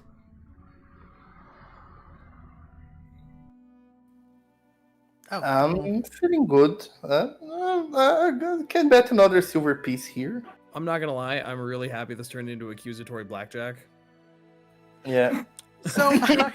I don't know I what want to to do do anymore, something. but- I want to cast a level 2 spell called Enhanceability. What? No spell casting, I can see you. Cheating on the card game. Are you casting a spell, Stormclimb? Yep, Enhanceability, and I want to get Owl's Wisdom. So that it for 1 hour I get advantage on Wisdom checks.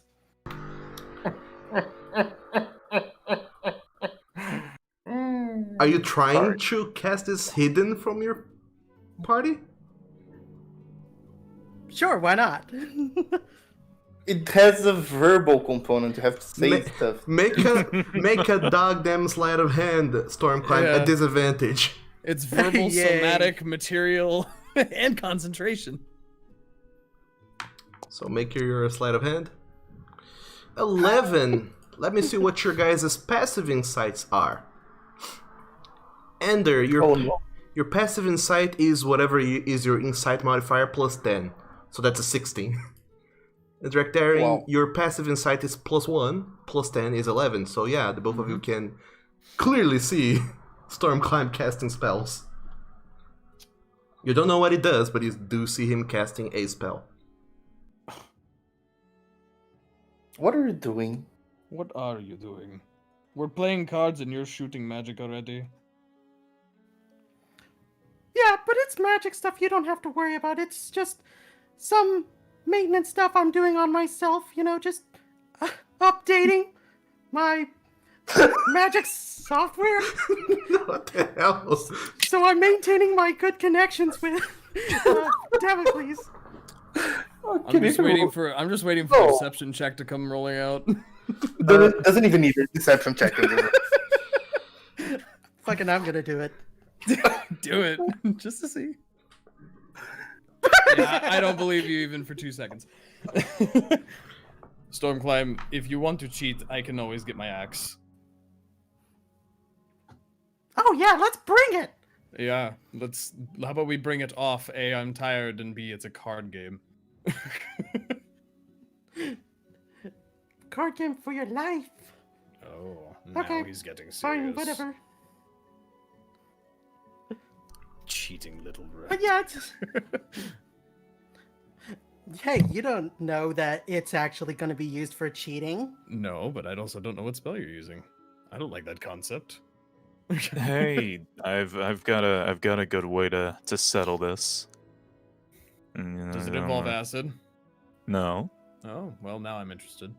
Okay. I'm gonna cast my Fortune's Favor on Ander and Draktharian individually. Okay, alright. I I know what that spell does, so... I don't. You don't know it. Oh, man. You have Dunamancy. I'm so excited. Talk me through that spell that you have, Falcon. I could impart latent luck and allow someone to roll an additional d20 to their score on an ability check.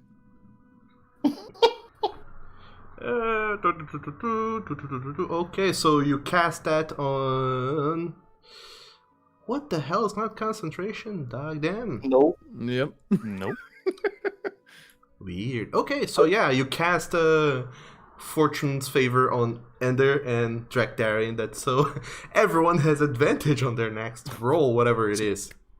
Just kind of twiddling my fingers at them, not really saying what it is. So, okay, I lost track of what we're supposed to be doing after trying to give myself. I'll go. an advantage. I'll go ahead and say before this goes on that Falcon, this spell requires a pearl worth 100 gold pieces, which the spell consumes. Oh, does it really? Yeah. It does. Are you doing this? Oh, that's true. I That- actually don't have pearls, I don't think. You, thank you, you. sir, would need like a pearl of power to avoid that. What is a pearl of power? You'll learn. I'm not good Look with it up. magic yet. Look it up. That's cheating. No, it's not. I don't know. So, Falcon, you unfortunately lack the material component. You cast as a spell on your friends to aid them in placebo. on on stuff. But yeah, you tell them like, "Oh, you're totally lucky. Go for it." So lucky. And the Drakdarian, you're not entirely sure if it's the heat that is getting to you, or if you really feel some sort of luck being imparted upon you by your Dragonborn companion. So, what you're doing is that you did roll a d6, and you rolled a d6 that's hidden, and only you know what that is. You're gonna sum those two together, and whoever has the higher number wins. But only you know what that number is for you. So do you guys want to talk it out with one another on who's gonna raise, lower, or rather raise the bet or quit, fold their hands pretty much? I'm feeling pretty good. I want to raise another silver piece. Okay, I'll raise you a gold piece. I'll call on that. Okay. I want to do an insight check on my fellow friends and see if they got any telling signs that like they think they've hit it big time. Me throwing gold down doesn't tell you. So sure. Hey, you could be bluffing. Yeah. Alright, so I'll need you guys to make a private roll again. Drakdarian and Nander, if you're bluffing, use deception. If you're really raising because you want to raise, make a persuasion check. And Stormclimb and make an insight. All of you roll that privately. And Stormclimb, you have advantage on that, you little cheating bastard. Hey, you don't get by without being doing underhanded things when you're a tiny rat. Okay, so I could not see what dice Drakdarian rolled the second time around. So Why? What? because you rolled privately, self-private, you need to roll private GM that so I can see what it That's is. what I just did. No, I mean on your d6 that you rolled before. I thought oh my god. So I don't know what it is. In any case, Stormclimb, you have a very good sense, a very good read on these two, on whether or not they truly believe that they have a good hand on them. So tell me honestly, you guys, do you believe you have a good hand on your own? Ender and Drakdarian? Yep. Not really. Slightly better than average, but no. Okay, so yeah, Stormclimb, you get a sense that Ender's hand is very good, but Drakdarian is just bluffing. Okay. Let's see. Yeah, fuck it. I'm just going to meet Ander and just add in how much he added to the pot. So you call with 1 gold piece. So at this time, all 3 of you reveal your hands. So Ender, how much do you have? 12. I'm so upset at you, I knew it. Drakdarian At 8. and Stormclimb. Oh, I miscalculated. I have an 8. Oh, there you go. You put down your cards, and when Ender does, you see that he has 2 aces, or whatever you play on Go Fish, I don't know. And you see that he has a very good hand, a winning hand even, and you can't help but you feel a little bit like, I guess. This money is going back into the party funds anyway. Yeah. Very strange, Go Fish. Accusatory poker. Yeah, it's blackjack poker fish. So, Ender, you feel very good about yourself, knowing that you won a game, even though Stormclimb has been clearly cheating. And you carry on for the night playing more games of Fantasy Go Fish, I guess. Goldfish, poker, blackjack, accusatory. Yep. You War. play cards. You play cards. You play cards an for a hour few or two. hours before you go all down. Too bad. So, I'm really sorry, Stormclimb, if there's anything you wanted to do, but you cut out your internet, so we're just moving on for now. Are you back? It's okay. Okay. Sort of, yeah. Alright, so you all keep playing cards for the night, feeling good about some hands, feeling bad about other hands, but at the end of it, you all just put all your money back into the party funds. It meant nothing in the end, but you did get a little bit of bonding going on, and eventually you go to take your individual watches. I'll ask this just out of curiosity: did you actually have a deck of cards on you, Drakdari? Yeah. Okay, Yes. just making sure. I always have. I've got a deck of cards. It's boring pastime. So night goes by, during which I'll roll another d6. Why not? You guys really dislike it when I roll d5. Just let night go by. Let night be night. Nope. Stormclimb. You're the one Yes. who's on watch when you notice a pedestrian person walking down the street, or rather the road, and they seem to notice your camp, and they kind of stop for a moment, trying to perceive if there's people here, if anyone is doing anything, and you get the sense that this person is looks like a trader of sorts, but seemingly he sees everyone sleeping because he does not notice you because you're a rat. What do you do Yeah. about that situation? I mean, probably nothing unless unless he's actually going to try and approach the group. Because, like, it's not like we have a lot of money to spend on stuff.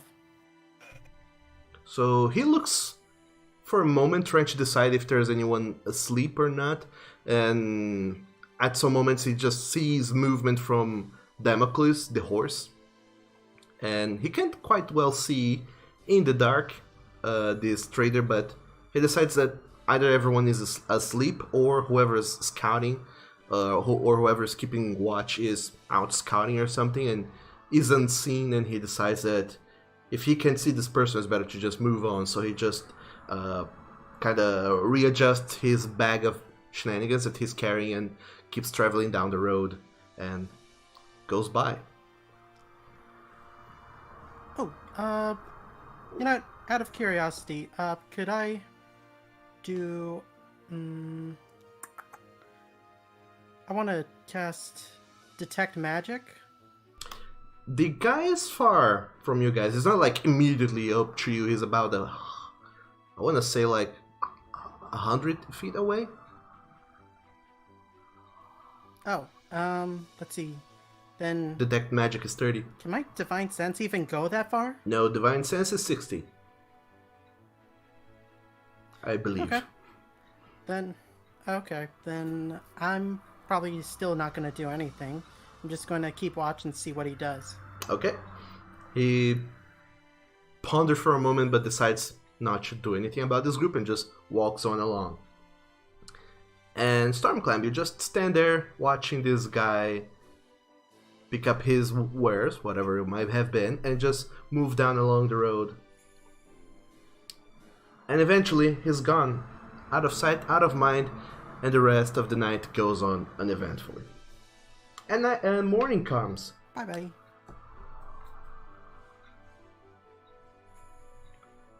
All of you make a long rest, so you can recover that spell, Stormclimb.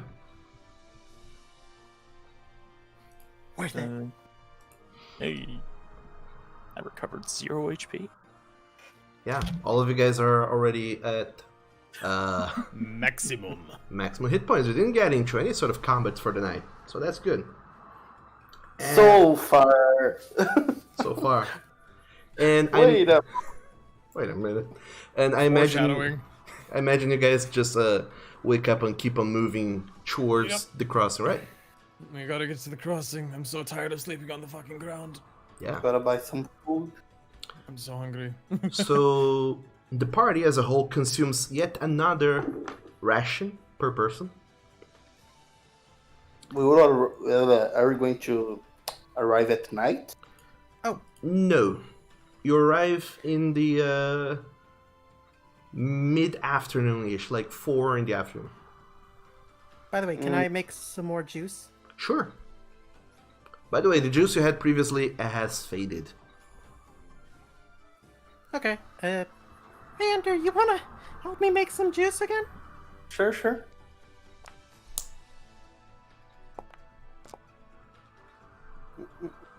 All right. You can check the table.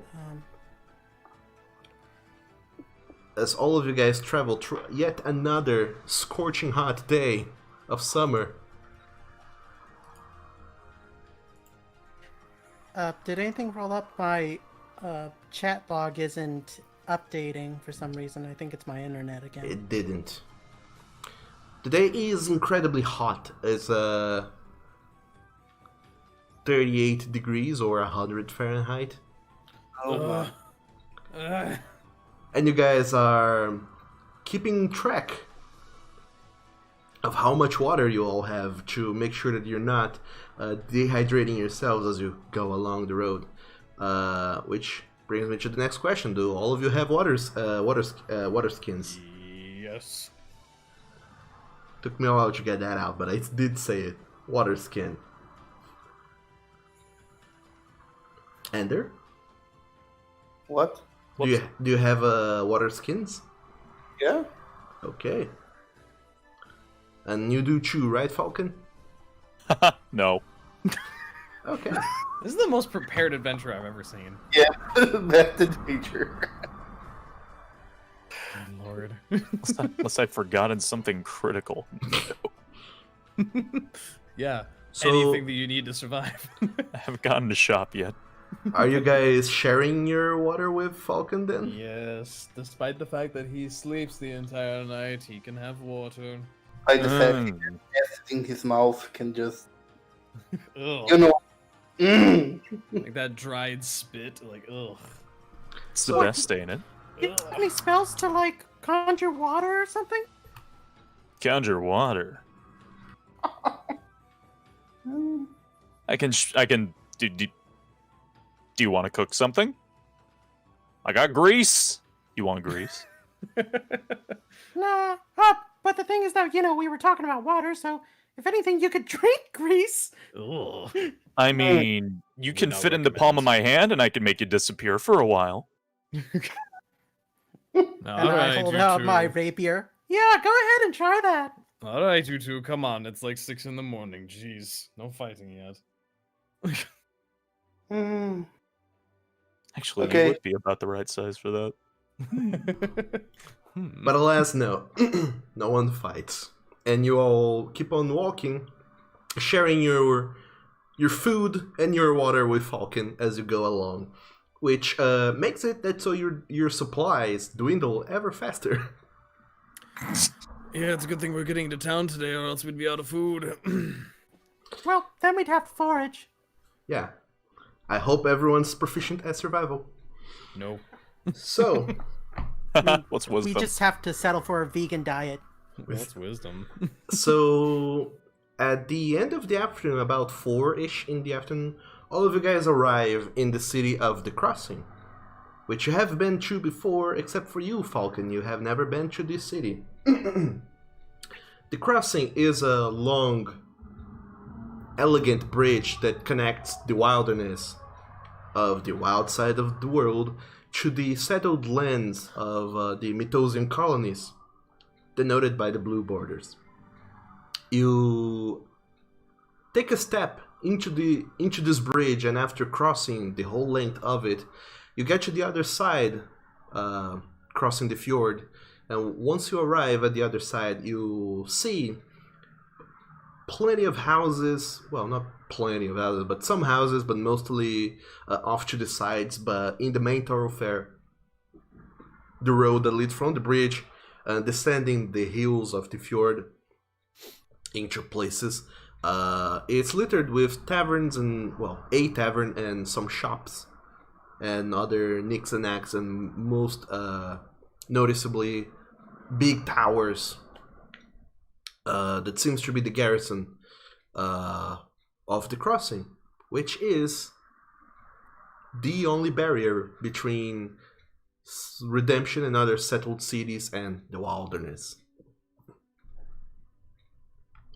But all of you arrive in the Crossing, and this time around, the guards just let you in without stopping anyone for no reason.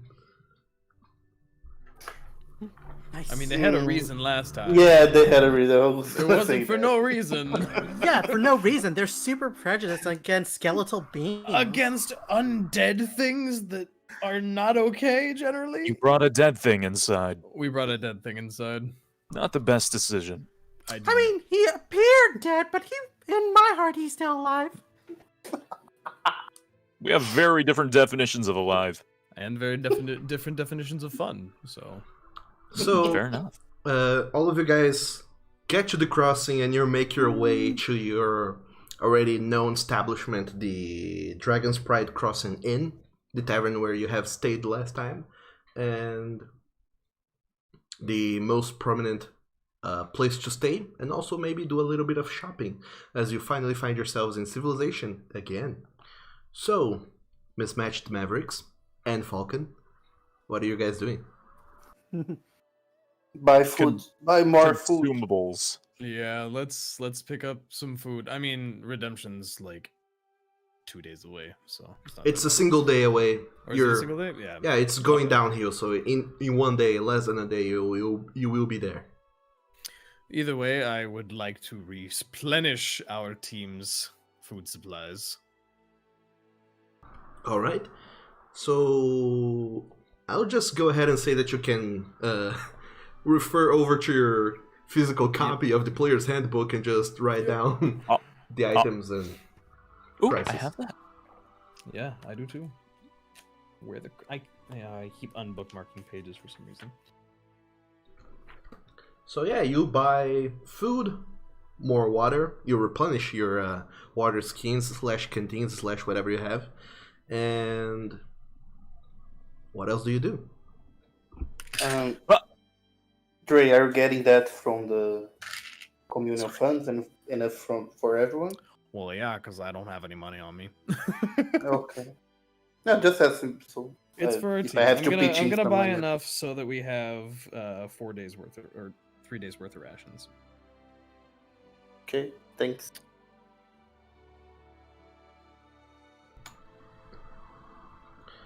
So just to cut to the chase a little bit, are you guys staying the night, or are you making haste and traveling further tonight? Well, what time of day is it? Is it night? It's 4 in the afternoon. Can we After- make to redemption at what time if we leave? Sorry. If you were to leave right now at 4 in the afternoon, you would arrive at Redemption probably 8 in the morning, I want to say. Ugh. No. That's So, how's direct looking Like, is he looking like he's getting winded from all this walking? Not really. Actually, no. Never mind. No, wait. Wait. I made a mistake in my calculations. Yeah, if you were to keep walking right now, you would arrive at Redemption at midnight, 1 in the morning. Ish. That's doable. Yeah, or we could like just stay a night, hang out in the tavern, shop.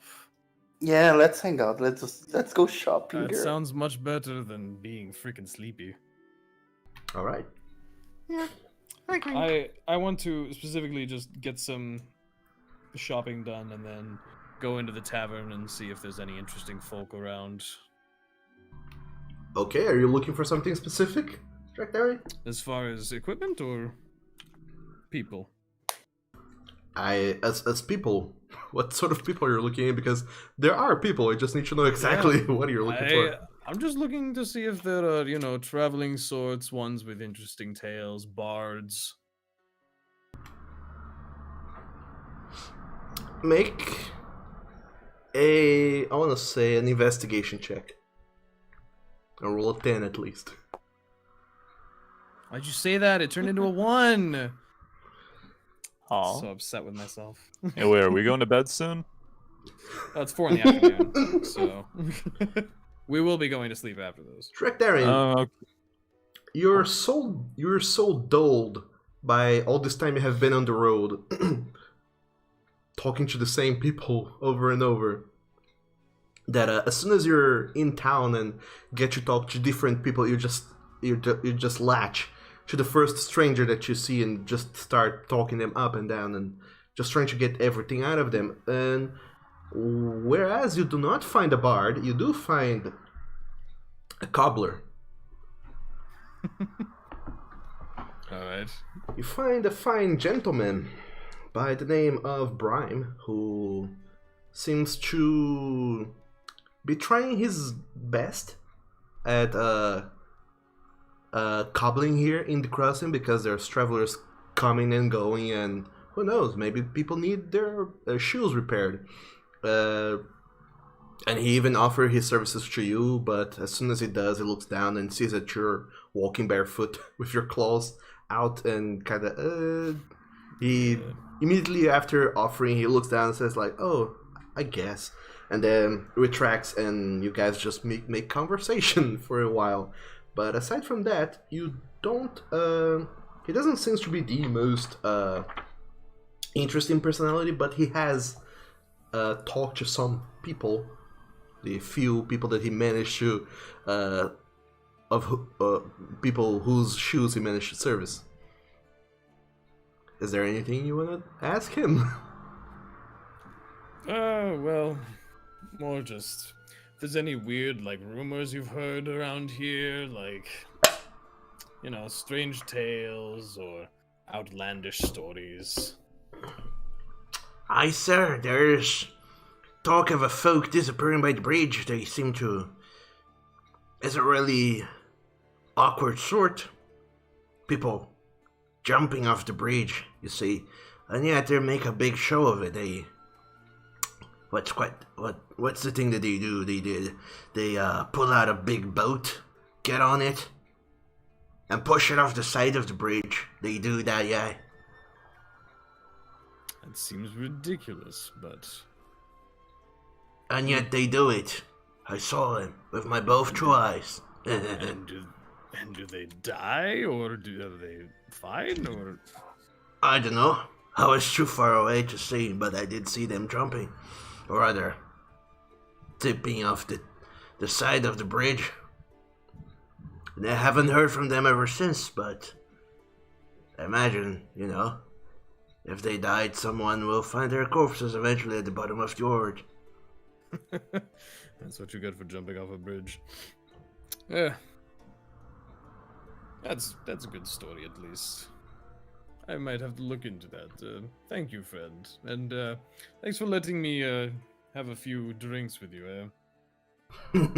You're welcome. Always glad to have someone to drink with. Friends are hard to come by in this business of mine. I end up spending so much time crouched and looking at people's feet and legs that I don't get to look at their faces as often.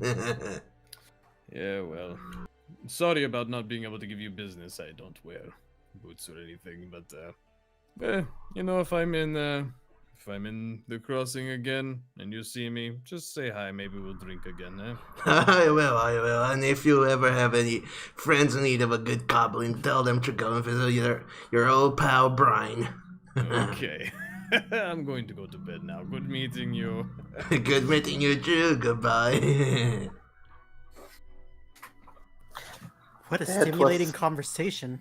Creepy as hell. God. You seem upset. No. What would possibly give you the inclination? Oh I'm wait, going it's to a go new to day. bed. I'm going to go to bed. Goodbye. It's too bad Falcon wasn't with Drac Darren at that time. He could have really helped out.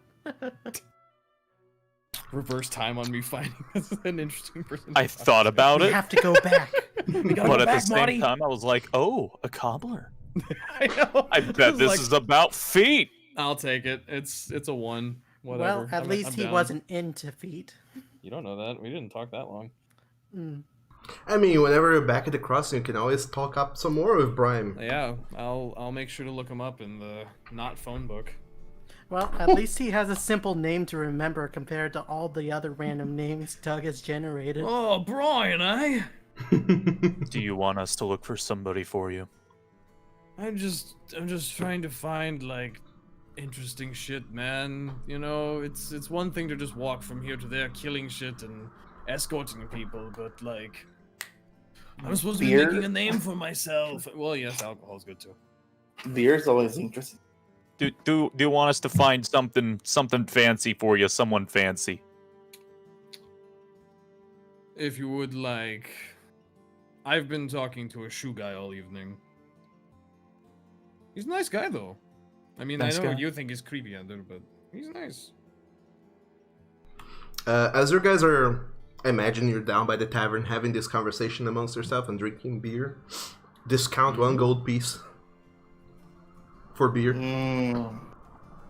The Red Dragonborn who owns this tavern, whom you have seen before, he comes over and watches the whole lot of you and says, "Wait a minute, haven't been here before. I remember the guard and the priest coming here looking for the two of you. And you seem to have that was us. some more companions. What is up with you even? Not We're that I'm complaining travelers. from your patronage, you know. I just wonder, what the hell is your story?" We're Well, travelers. first of all, no guards today. Yeah, That's a good. no priests and no guards. Didn't get, apprehended on the way in. And we made a new friend on the road here. And I'll throw an arm around Falcon. Who's there. We got a new friend. He's kind of sleepy, but he's fun. Hi. Yeah, hello. You seem a little tired. I imagine that traveling is that tiresome, but I've never seen one as tired as you. Mister, are you? Have you been sleeping well? Oh, yeah, I get a full night's sleep every night. Well, alright then. Feel free to have yet another at my establishment. On the house? Not on the house. I mean, of course not. I need to make a business after all, but Well, I would assume you would make us sleep on the roof. On the roof. On the house. Yeah, mm-hmm. Mm-hmm. I imagine that you're a little bit of a jokester folk yourself. But nay, I meant to say in the house, and no, it's not free, unfortunately. I need to make a living. Well, we appreciate your lovely establishment. We will stay a night before we continue on our way. Of course, enjoy your stay, and let me know if there's anything weird going on. Last night, you all, well, not last night, but I remember the last time you all were here. The guard told me to get a room for all of you, that so none of you would slip away. Don't imagine I didn't see you, and he points at you, Ender. I did see you leaving that last night. Didn't tell anything to the guards, you know. It's not my business to get my snout into other people's business, but still, you would do better not to go against the guards' orders. Sometimes it can backfire. Yeah, I appreciate your discretion, but it's all right. We're all fine with the guards now. They know I was not up to something damaging to the town. Yeah, I know. Which is why I'm allowing you to stay for another night. But yeah, if you want the same bedroom, you can have it. Hopefully you didn't find any rats or cockroaches last night, or last time you were here. No. You didn't find a rat? No, we didn't. Ixnay on the atre. Oh, yeah, I guess Falcon doesn't realize it, but Stormclimb is hiding in Drakdaren's armor right now. Ah. No, everything was quite spick and span last time. That is why we are happy to stay another night. Alright then, I'll leave you to it. See you later. Yeah. If you need more drinks, Good one. let me know. Oh yeah.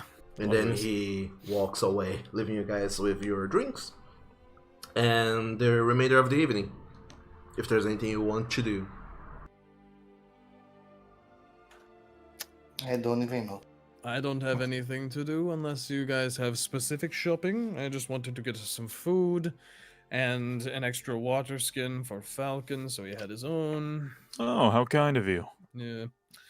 I don't think it's wise to be traveling without, being prepared, so here. Hey, listen, the last one I was with, the halfling caught on fire, my supplies gone. Right, I'm still wildly curious. Was that your fault? No. I don't think so. He just suddenly. Well, I only know one fire spell and doesn't necessarily combust. I don't. I mean, it seems like something that like you would bring up to the guards. Like, holy shit, this guy just exploded over here. Yeah, it was a little bit down the road. I can't even pretend to imagine what it could have been, especially around a magic sword. But hopefully that does not happen to us. Hopefully it's not you that is causing that. Oh, don't worry. If I find you all over the wall, I'll just rewind time for a half moment. You'll be fine. I don't really like that concept. You'll be fine. Well, either way, enjoy your clean water. I will gracefully inhale this liquid down my acidic throat. I'm sure it mixes really well with that acid. No. But you do just that. And I'm sorry. Sorry. It's true though. No, water and acid, they don't work together. It's fine. I gotta mute myself, sorry. so, if there's nothing else you guys want to do for the night, you can have yet another long rest. More long rests. Whoa. Let's get to redemption. And I'm because you're double HP now. Because you're sleeping in the tavern, it's very safe. You guys don't even need to take watches to watch out over your shoulders for bad things happening. But you do have to pay. It's 2 gold pieces for the party.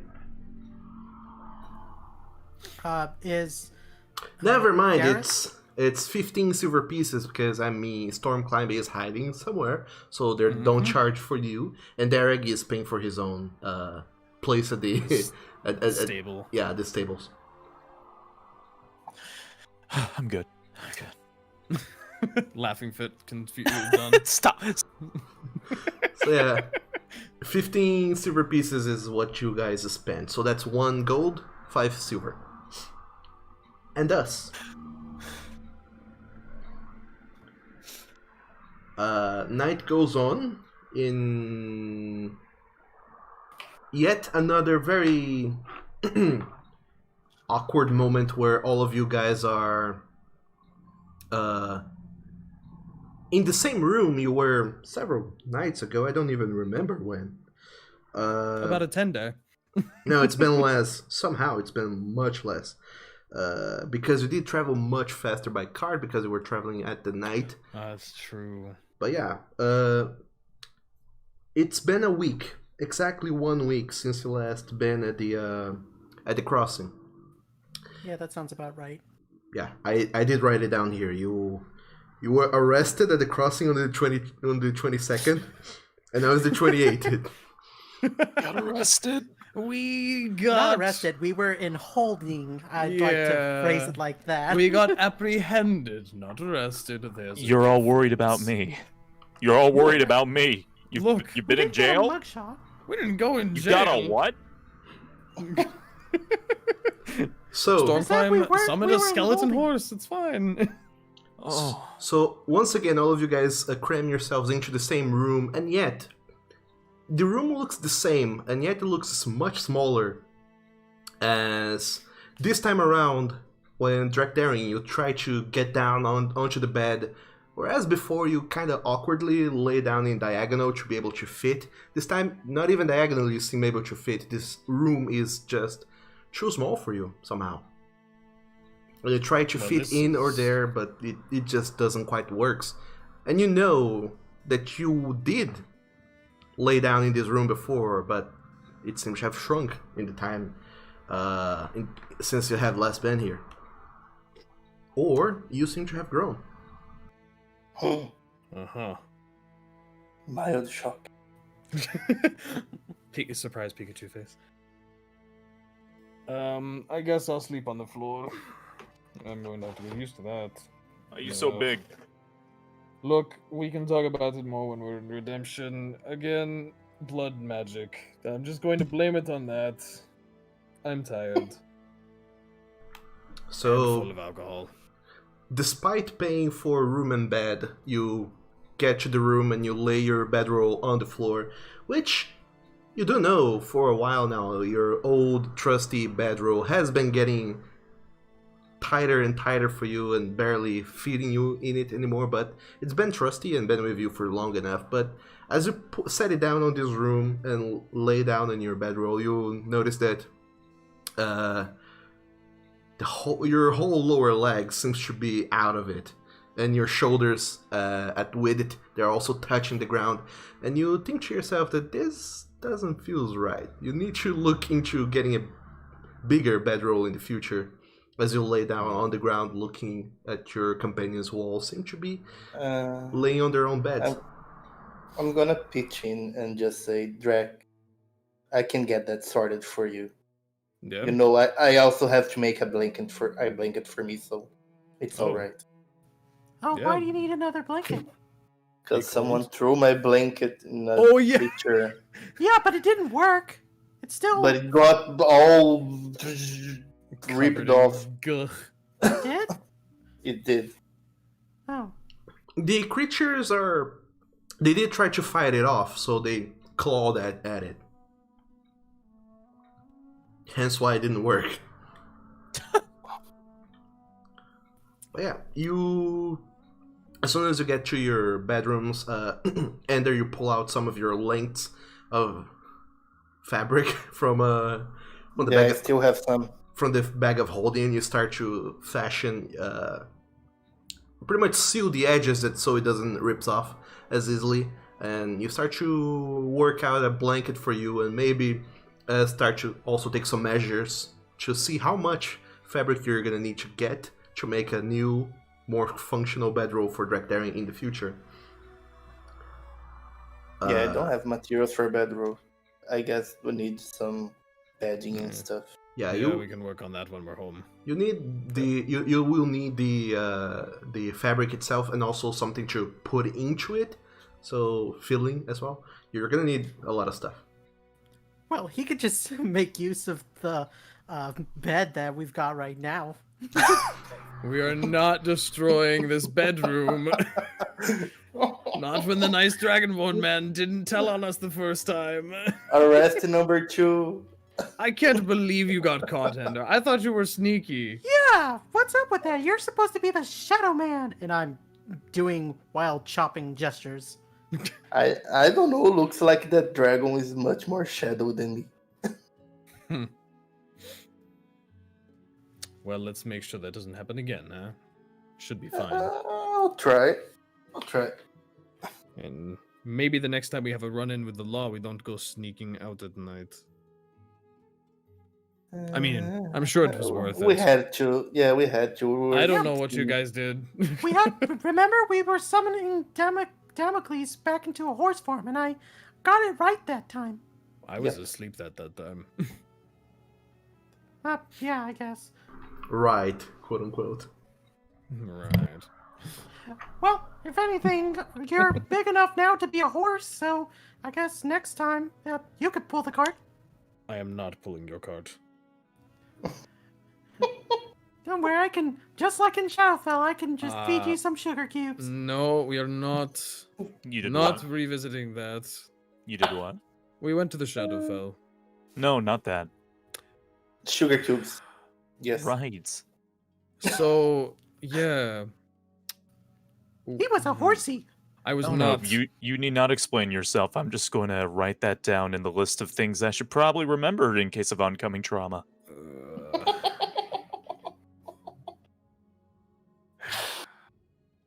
I'm really going to worried about the sugar cubes. I mean, I'm not. If you try and stick another sugar cube in my mouth, I'm going to rat throw you across the room. Right. Yeah. Note. and please don't do Falcon. that to Falcon. You don't want to stick your hands. to his mouth Yeah, again. your hands near his mouth might mean no hands. They're scaly enough. Also, hey you, storm climb. How much do you weigh?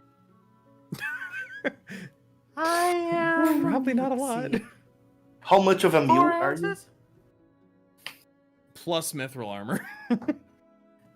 Well, mithril armor doesn't count because it's supposed to be weightless. That's why I'm able to sneak better. So tall? 3 pounds, 2 pounds. Probably. A little less than that. A little just wide grin on Falcon's face. Okay. What are you thinking about? Nothing. Can Just for later. I get a read on Falcon and see if like he actually has dastardly intentions for me? I'm sure he does. I suppose you can make a insight check, Stormclimb. Always inside check your party. Damn it, 12. 12. Falcon. Make just a charisma check for me. Standard charisma? Okay. Yeah. Uh, While I look Oh, up crap, your. we're equal in that. Okay, that plus your proficiency of 25. Yeah, he's really a tough cookie to crack, Stormclimb. You don't quite know what he's up to in that dragon brain of his. oh, nothing bad would ever happen. I narrow my eyes at him. Uh-huh. Maybe we need to define bad since we had to redefine fun. And It is not combustion. Okay. okay. I mean, that's a good start, but like, I know for a fact the list of shit that a wizard can do is really long, so. Unless you plan to send me back into the past, you can keep your thoughts to yourself. You think I can do what? I mean, yes, of course. Time? Well, I mean, you can do time magic. I know. Yes. Mhm. Don't worry. You'll be fine. Anyway, let's get some sleep, huh? You all get beds, lucky you. I'll be on the floor if you need me. And thus, all of you fall asleep, get yet another long rest, and wake up on the following day, ready to depart. You get up, trying to be mindful of direct daring on the ground, which is fairly easy for you, Ender, since you're very nimble. And you, Storm Climb, it's pretty easy to avoid direct daring on the ground. Director would not even notice. I'm quiet as a rat. And even if you got on top of him, you're almost sure he would not notice. And Falcon, tipsy as you are from sleep, that is, sleepy as you are, it's a little bit tricky to maneuver out of the room with the gigantic blue dragonborn laying down, because once you really look at the whole room and look at him, it feels like he occupies whatever portion of the floor is already not being occupied by furniture. Pretty much the entire floor is direct daring.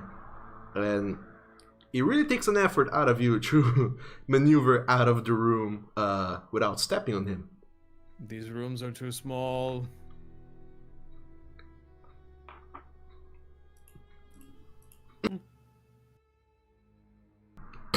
And then you all get up, go outside, trying to be mindful of the of all the scratches you're leaving behind at the door frame as your horns scrape across them, Drakdarian. Oh. And then all of you pay for your stay at the inn, get your things, and move on into the road proper, where you meet back with Dareg and Dareg and Damocles and your cart. Yep. But before we fully leave, can I do another juice roll? Yay. Sure, go for it. I'll help. And, yay!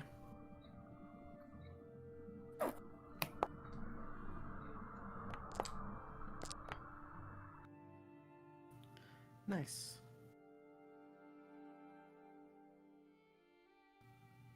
Oh, juice roll still isn't working. Let me.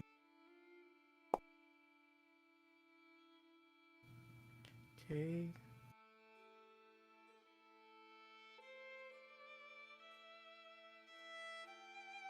Yo, low key, that legitimately is my favorite juice. Sorry, are you Right. doing... Oh, I thought my internet cut out. No, Because I we're was just like, being why is quiet." everybody so silent? Oh, no. I was muted, sorry. Yes. You're doing... Sorry, I muted Okay, myself. yeah. So, I made blueberry pomegranate juice. Alright, so you're Yep. rolling from the juice table? Is that so? Yes, because it's still a hot day. Gotcha. I Is don't... it? Also, I tried to roll again from the juice table, but it still wouldn't let me roll. But so I just rolled a d4 and I got a 3. Weird. It should be working. God damn. I need to find the chart with the juices. Juice number 3. Can I import it out into the chat? I don't think I can. Oh no. Oh no. Juice number 3, what it does. You guys should be able to see it, by the way, if you go into the fourth tab, which is the items directory. There's effects, then there's juice/T effects, and there's juice number 3, which you should have access to. Drag it, or rather open it, and drag it to your character sheets. Juice number 3. What it does is that, because you rolled so damn high, you can ignore the next damage you suffer. Well then, Nice. I That- knew that blueberry pomegranate juice was the best. Nice. That's the effect of that juice.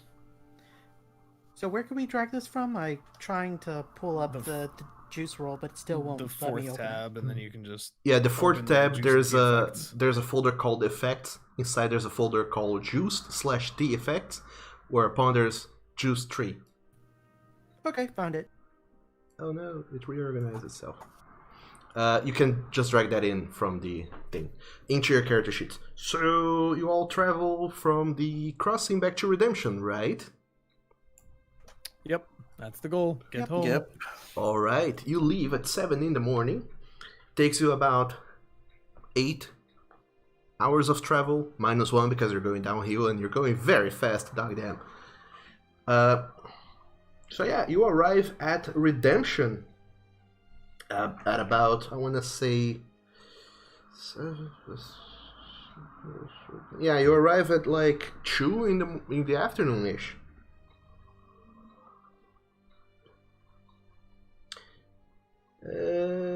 At Redemption, there you go.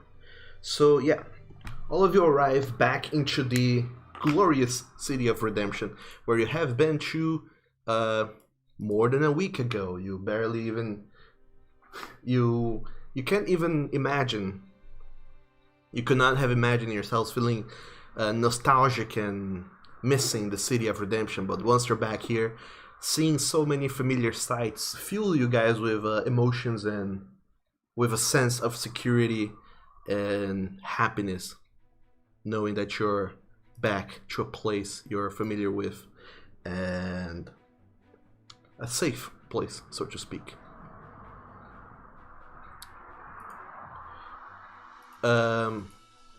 You, Falcon, having never been in Redemption, it feels odd having been traveling through other cities such as Wildhaven and Hanjamar, trying to make your way here to Redemption to meet this Finasire, strange wizard.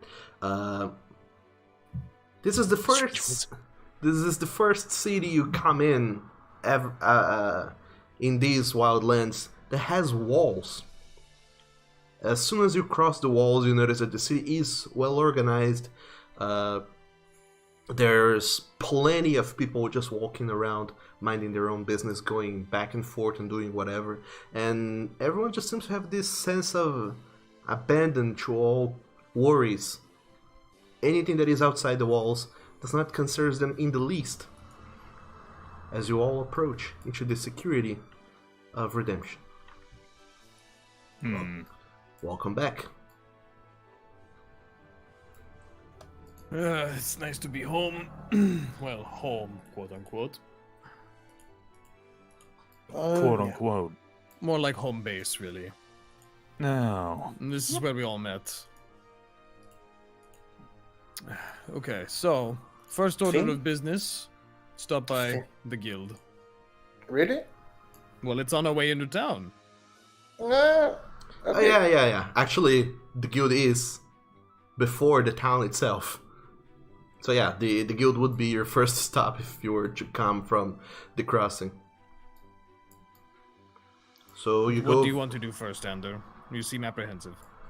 No, well, it's just we have so much people to drop at Finn.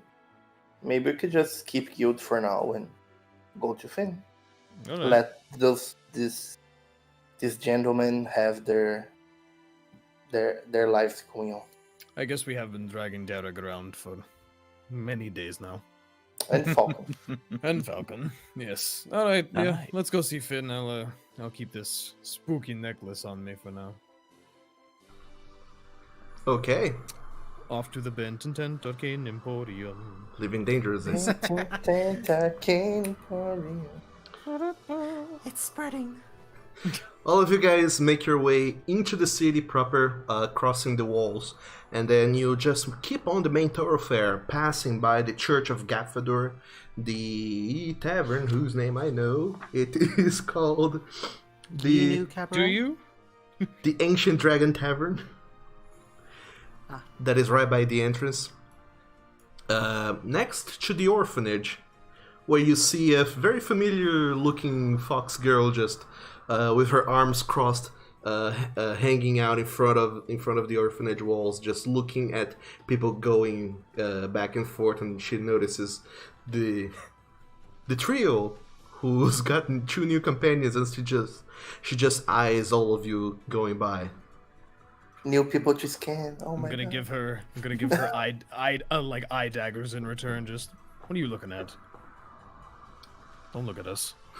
Why? Twiddle claws in her general direction. Don't.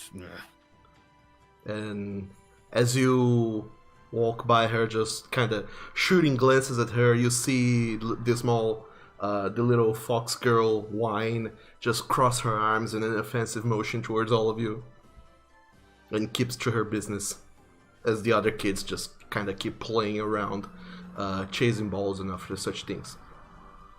You keep on through the main thoroughfare until you make your way past the merchants' quarters and end up in the mages' quarters. Whereupon you find a tower. Well, you find many towers, but one specific tower, the the Bent Intent Arcane Emporium.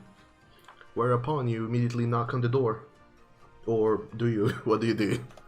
Knock on the door. There you Big go. old thud, thud, thud, thud. Finn! You knock on the door then. Great. Whoa, you're actually knocking? Yes, I'm not just punching the door down. I know, it's an amazing development. You did what? What? Oh! Don't worry about it. What? Wow. Ah, it's a dragon. The coast has come to smite us. An ampersand! Run! Sorry.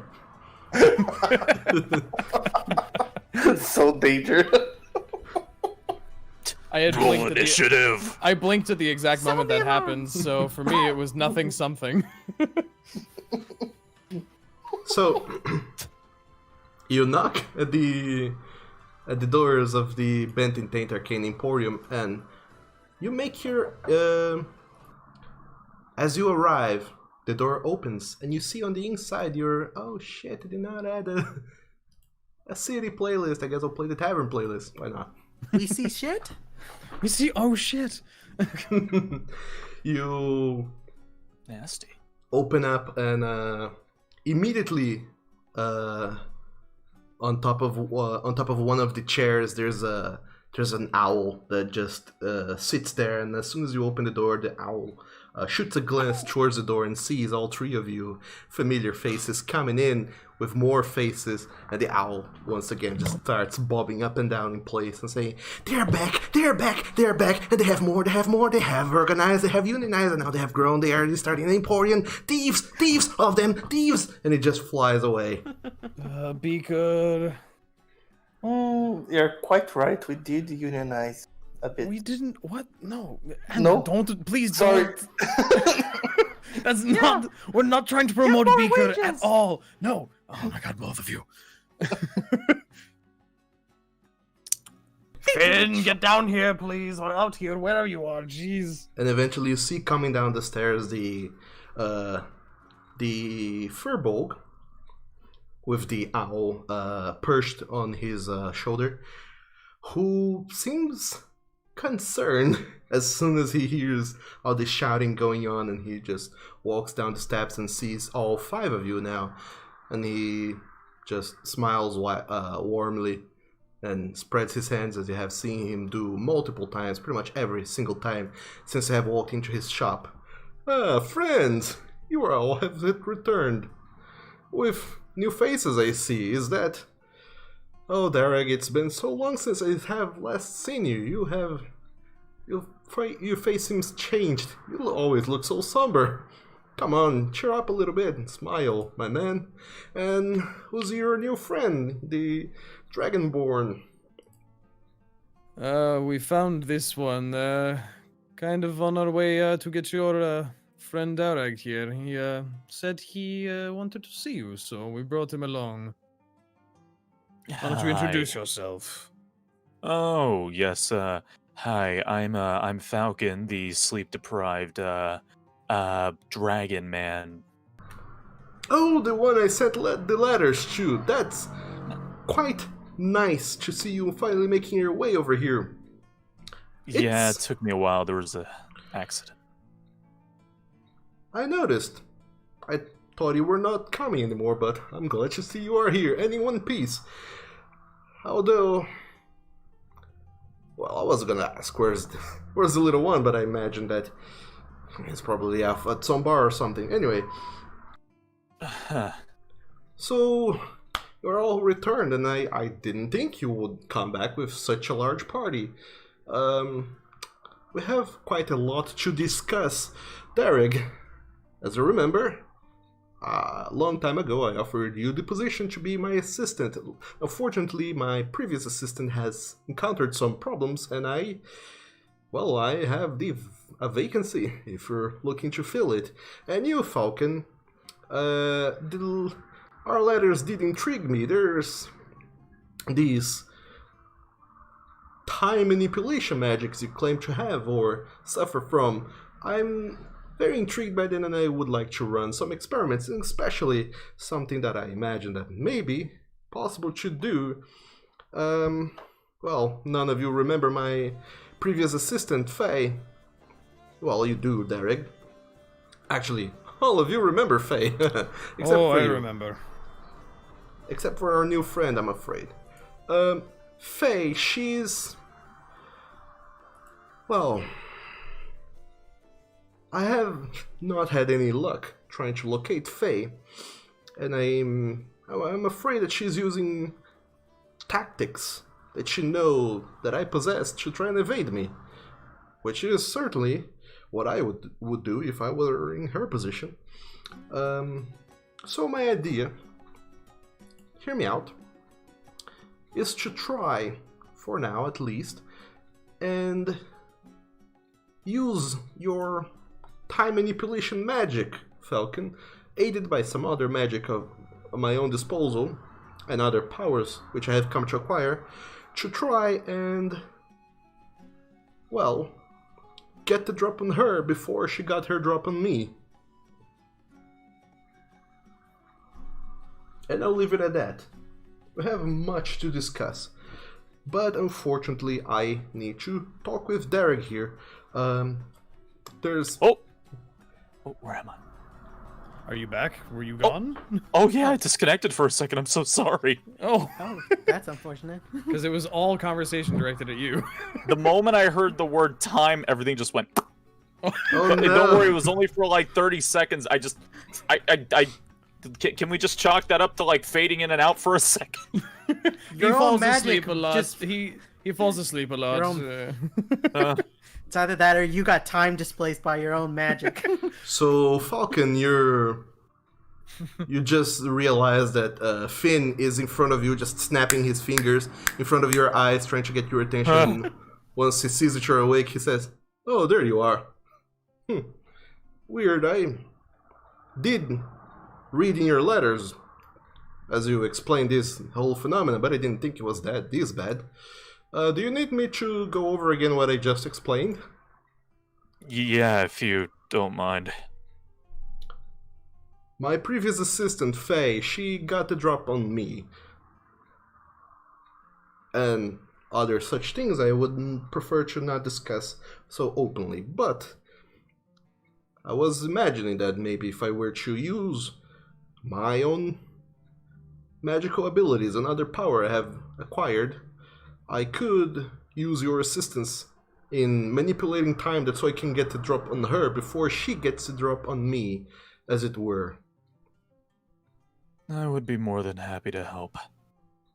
I would hope so, yes. In fact, I will even reward you for this experiment. I hope you don't mind being confined to very small, cramped spaces for long periods of time. But I will talk about that more later. For now, I need to discuss with Derek here this new position that is open. For my assistant, I know that you have been keen to living on the field for quite a while, Derek, but as you can see, life in the city not only is good, but it's thriving, and I imagine that from all this hay you have in your clothes, you've probably been sleeping on the ground. I'll be more than happy to improve your living situation if you would accept you coming back to work for me, but let me show you the whole tower and how it has changed and expanded over the last months since you departed. And there were 4 of you. I'll talk to you later. I don't know when later will be, but I imagine that you probably don't have much else going on at the moment. No, I guess we've just got a couple things to deliver and people to check in with. Yeah, other than that, you mind if I stop upstairs real quick? I certainly do not. Have at you. And for the 2 of you,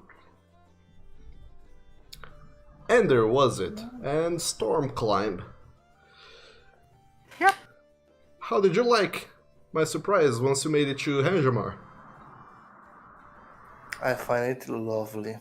So comforting. It was what? I'm pretty sure the words that he's looking for is an explosive show of advertisement that really got people's ears ringing about your business. Or just ringing in general. That too. Yeah, I was just trying to be nice. Well, But, yeah, it was very loud, and it also drew the attention of a few of the city guards, but we didn't get in trouble. well, we can. It also is what it's also what brought Vulcan to us. So it worked out in the end. I'm glad. We can definitely workshop that a little bit more in the future. You seem so full of ideas. Don't mind if I capitalize on a few of them. If no new customers come in, I'll know that it didn't work. But in any case, let's get down to business, shall we? Let's converse. And Finn, he kind of pulls Derek to the side, and they start talking as Finn pulls out one of his many keys from his robes, opens up a door on the side of his tower, and goes through it and then closes it behind him. And from the other side, you can hear the sound of of keys turning in the lock. And the three of you, Ender, Stormclimb, and Falcon, are left in the base floor of the Bent and Taint Arcane Emporium, along with these skeletons who are just hanging in the corner, kind of turning their heads to look at all of you, and they all seem to wave their hands happily. As you, Really? Drakdarin, I wave back at him. as you, Drakdarin, go up the stairs. I was Can going we to go drag Falcon shopping along meanwhile? to show him that there's actually a dragon up here because he didn't seem to believe me. It's a great idea. Oh, are you all going then?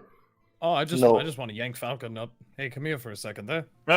I kind of want to try and spy on them. Come on. I want to go shopping for materials for the bed for Sure. Drakdarin. Sure, that's perfectly doable as well. So, Ender, you just leave the Bent and Taint Arcane Emporium, and you make your way. Shit! Be wait. right back, guys. Oh, right, you're gonna get stuff. Let me go help you with that. That's a very Ander thing to do. Just, I'm gonna leave. Bye. I also need to ask you something, Ander.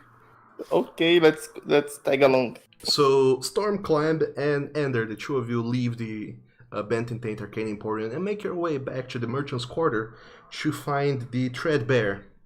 And before we get in, I'm definitely going to be casting my level 2 spell Enhance ability. Let me just try and pull up the... What? Just trying to remember the one thing that I want to boost. It was... Charisma. Yes, Charisma, which is called Eagle's Splendor. Alright, are you casting that on yourself, or...? Oh, I'm definitely casting it on myself. So I'm gonna try and make sure that Ander gets the best deals. So trusting. Okay, so yeah, you cheat your way into bartering as you make your way to the Threadbare, and sure, let's resolve that first. You make your way in and you open up the door. The bells that are a bell that is hanging atop the door rings as you see the large bear folk in the back. Just turn around and notices the two of you coming in, and he just smiles warmly. Oh, hello. I see you have returned. Yes, yes, my friend. I'm in need of some more materials for more projects of mine. As you start approaching, he looks you up and down, seeing these new clothes you are wearing, and you see he smiles kind of happily, seeing how well dressed you are compared to the last time you were around, and he's like, well, of course, I would be delighted to help you with whatever you need to do. So, what are you looking to buy this time around? What are you looking to make? Well, we have this bedroll that's now just too small for its owner, so we need more. I just want some materials to make it bigger. Of course, of course. Well, we can certainly look into that. And he starts tossing prices back and forth. And you probably will need a few more square yards of canvas, which costs 1 silver piece per square yard. And you will be probably needing a few square yards of cotton, cloth rather, which I'll say costs 5 silver piece per pound. Per pound? Per pound. Actually, it says a square yard, so I'll go with that, because a pound of cotton is a shitload of cotton. Yeah, what is a pound of cotton? Okay. That's way too much. That's So, a yeah. lot of cotton. So, 5 silver pieces per square yard. I would say that based on the size of a bedroll and how much stuffing you're planning to put into it, I'll just run some quick maths and say that it goes for about... So that would be 1 gold piece. I'll put the total over at 10 gold pieces. Well, Charm 10 climb. gold pieces? Trying to, come on, that's a little too high. Especially for us returning customers. Don't you think you can hit a little bit lower than that? After all, you'll be seeing us a lot more. Besides, we kind of need some of that gold to be able to afford more upgrades to our other equipments. Don't be the one that causes death to us. Wow. Make a persuasion check, Stormclimb, I guess. As you try and guilt this man into giving you a discount. With advantage. Sure. Oh shit. Will The we pass gears for of 12? time rewind and begin anew. You weren't there. You can't do that. You're right, I'm not. He I sensed just a realized that. disturbance in the force. I thought he or snuck in with the us. in the multiverse. I got it backwards. No, we split the party. Nope, I misunderstood. Yeah. God dang it. The party I'm has so been good at magic. the party has been Goddamn. split in twain. So no, you can't reverse the wheels of time, but the bear folk, let me roll just for kicks.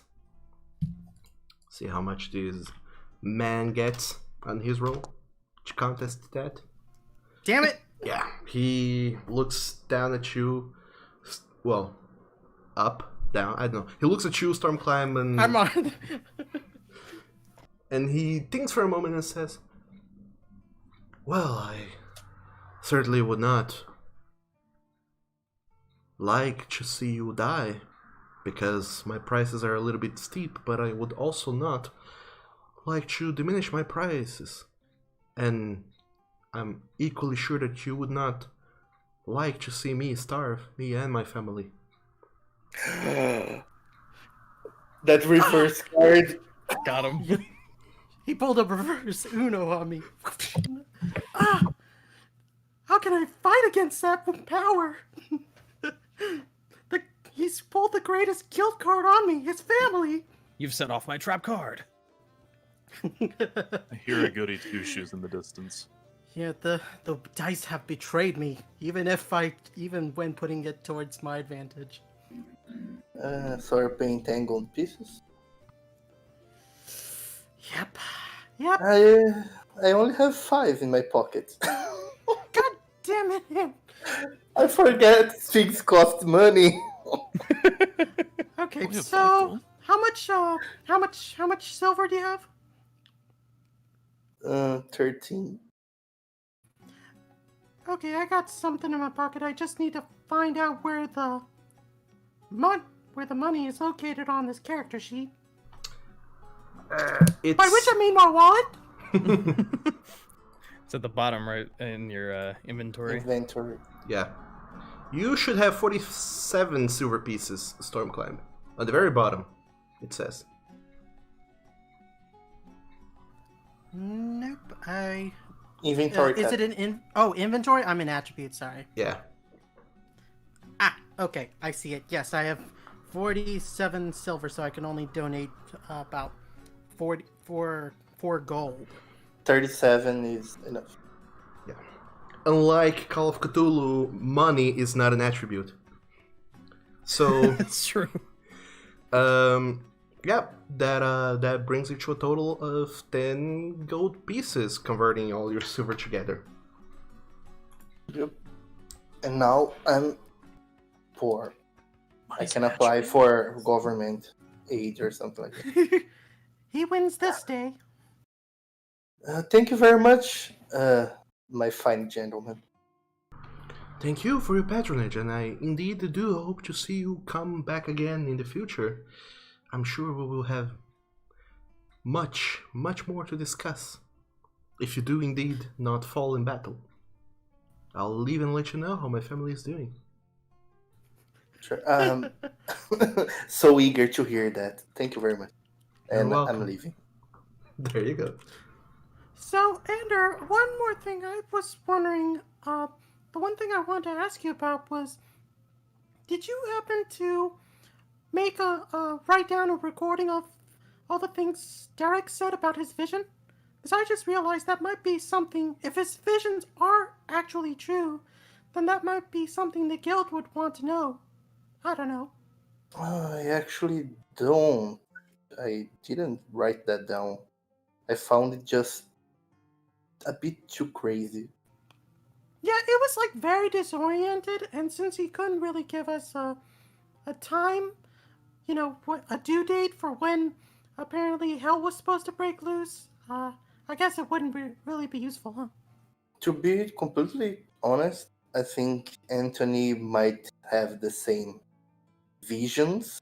I'm doing air quotes from what he sees in the future. So I don't think that's information for him. Oh, okay.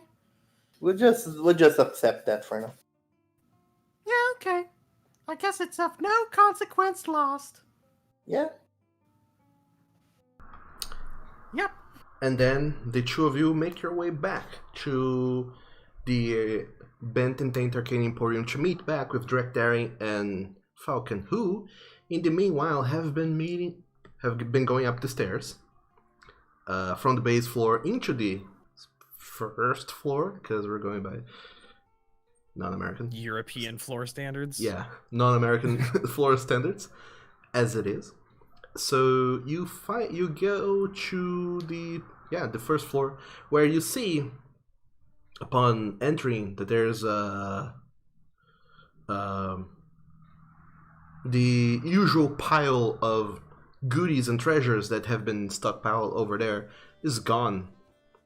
You do, however, hear noises coming from the floor above, which you have never been to. Is there a staircase? Yes, there is. Okay, so he's normally here. Let's keep going up. Come on. Stairs are a good workout. Come on. Okay. Oh God. And as you pull Falcon along, who with his 8 strength cannot offer much resistance, you climb yet another set of stairs and make it to the second floor, where you find a nice little bedroom tucked in a corner where you imagine is where what's his face, Finisire sleeps. You find that this room is very big and spacious, and there seems to be some sort of weird mechanism on the roof that seemingly allows it to open, and you soon realize why that might need to happen. You see a huge trove of items scattered around the whole room, and whereupon you had previously seen a big dragon, Gautazan, the copper dragon who resides in Finisire's tower. Now you see a much larger copper dragon. As soon as you see this adult copper dragon in the room, Telltale Signs tells you that it is still Gautazan, the Eater of Hearts. But, much like yourself, Drekdari, he has grown. He is big boy now. So you remember when I was saying he kept getting bigger every time I met him? Why is it so big? Yeah, it's a dragon. Hey, Galtazan. He immediately turns around and sees the two of you and says, Ah, hello, Drakdaring. I see you have brought a new appetizer for me to have. No. Oh, it's like that, is it? No, no, I no, knew no, it. no, no, no, no, no, no, no. No, first of all, no, you don't get to eat him. He's a new friend. Traveling companion. Okay? No eating. Oh, Drakdaring. It was a joke. Look, joking about eating people's one thing. Your name literally has the Eater of Hearts in it. His name is what? Oh, Galtazan, the Eater of Hearts. He eats hearts. No, but Yes, I do eat hearts. I have told you before. Chicken he's trying heart. to yeah, he likes Uh, chicken hearts. A chicken heart. Yeah, so not like Oh, normal hearts, but like I guess for they're a tasty. second.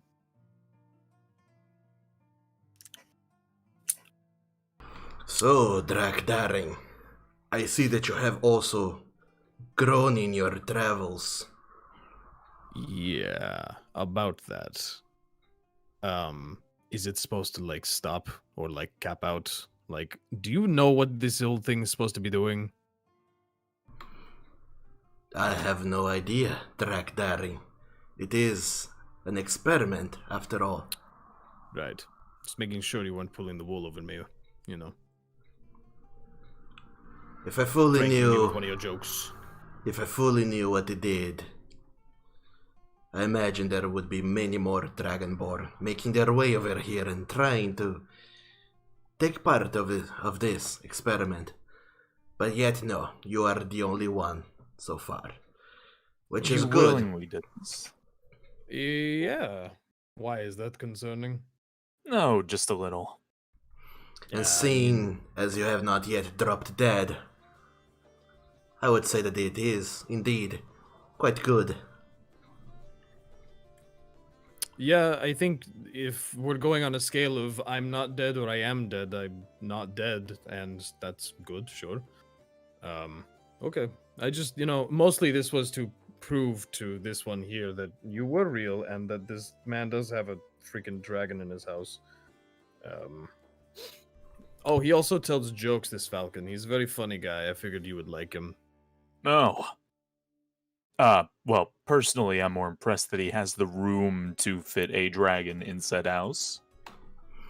You talk Yeah. as if I am some kind of pet, Jafinasayer. Oh, no. Just, I mean, not a pet. A roommate at most. A roommate. Does he pay rent?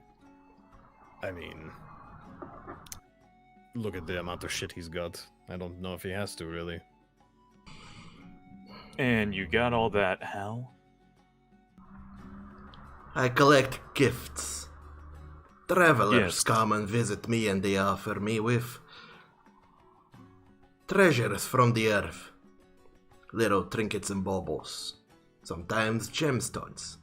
Sometimes stories. Speaking of which, have you heard of a necromancer who have decided not to be evil? Doesn't sound like something necromancers would do. A necromancer. Yes. Last I heard, he's raising a family. Oh my Don't know why God. everyone's got to be so hard on the guy. Oh my god. Your jokes continue to be hilarious, Galtazan. And what about you, Drakdaring the Chicken Chaser? What stories have you brought me? Well, I mean, if you'd like to hear how we slayed a bunch of ogres and basilisks, I can tell you that. Or I can tell you about something weird in the crossing, whichever cuts your fancy more. Whichever is the funniest. Well, apparently, I met a cobbler in the crossing who told me there's some people going missing there, jumping in boats off of the bridge, if you can believe that. That's about the weirdest thing I've come across so far. Ah. So they were right. Wait, this is a known thing? Well, not widely it is not. Only a few people know of it, mainly those in the guild. Well, now I'm terribly curious and you have to tell me more. Apparently, there is a portal to the hells and to the heavens at the crossing, and the way to travel to other planes is by jumping off the bridge. Huh. What? Okay. That's kind of Dark. I mean that seems like, almost like a double-edged sword. Like, yeah, it's totally a portal to the heavens or hells. Just jump off this bridge. I mean, it It's sounds like definitely somebody's a just portal. trying to get okay. Cool. Well, great. I have something to ask Anthony about then. Seeing as you are members of the guild, I'm surprised you don't know that yourselves, but then again, seeing as you are still traveling the world and attaining accomplishments, I wouldn't be surprised if the guild sends you off into such travel soon enough. Well, we did go to the Shadowfell already. And what a child's play the Shadowfell is compared to the Hells. If that's the case, I'm not sure I want to go there, ever. Shadowfell was a bad time.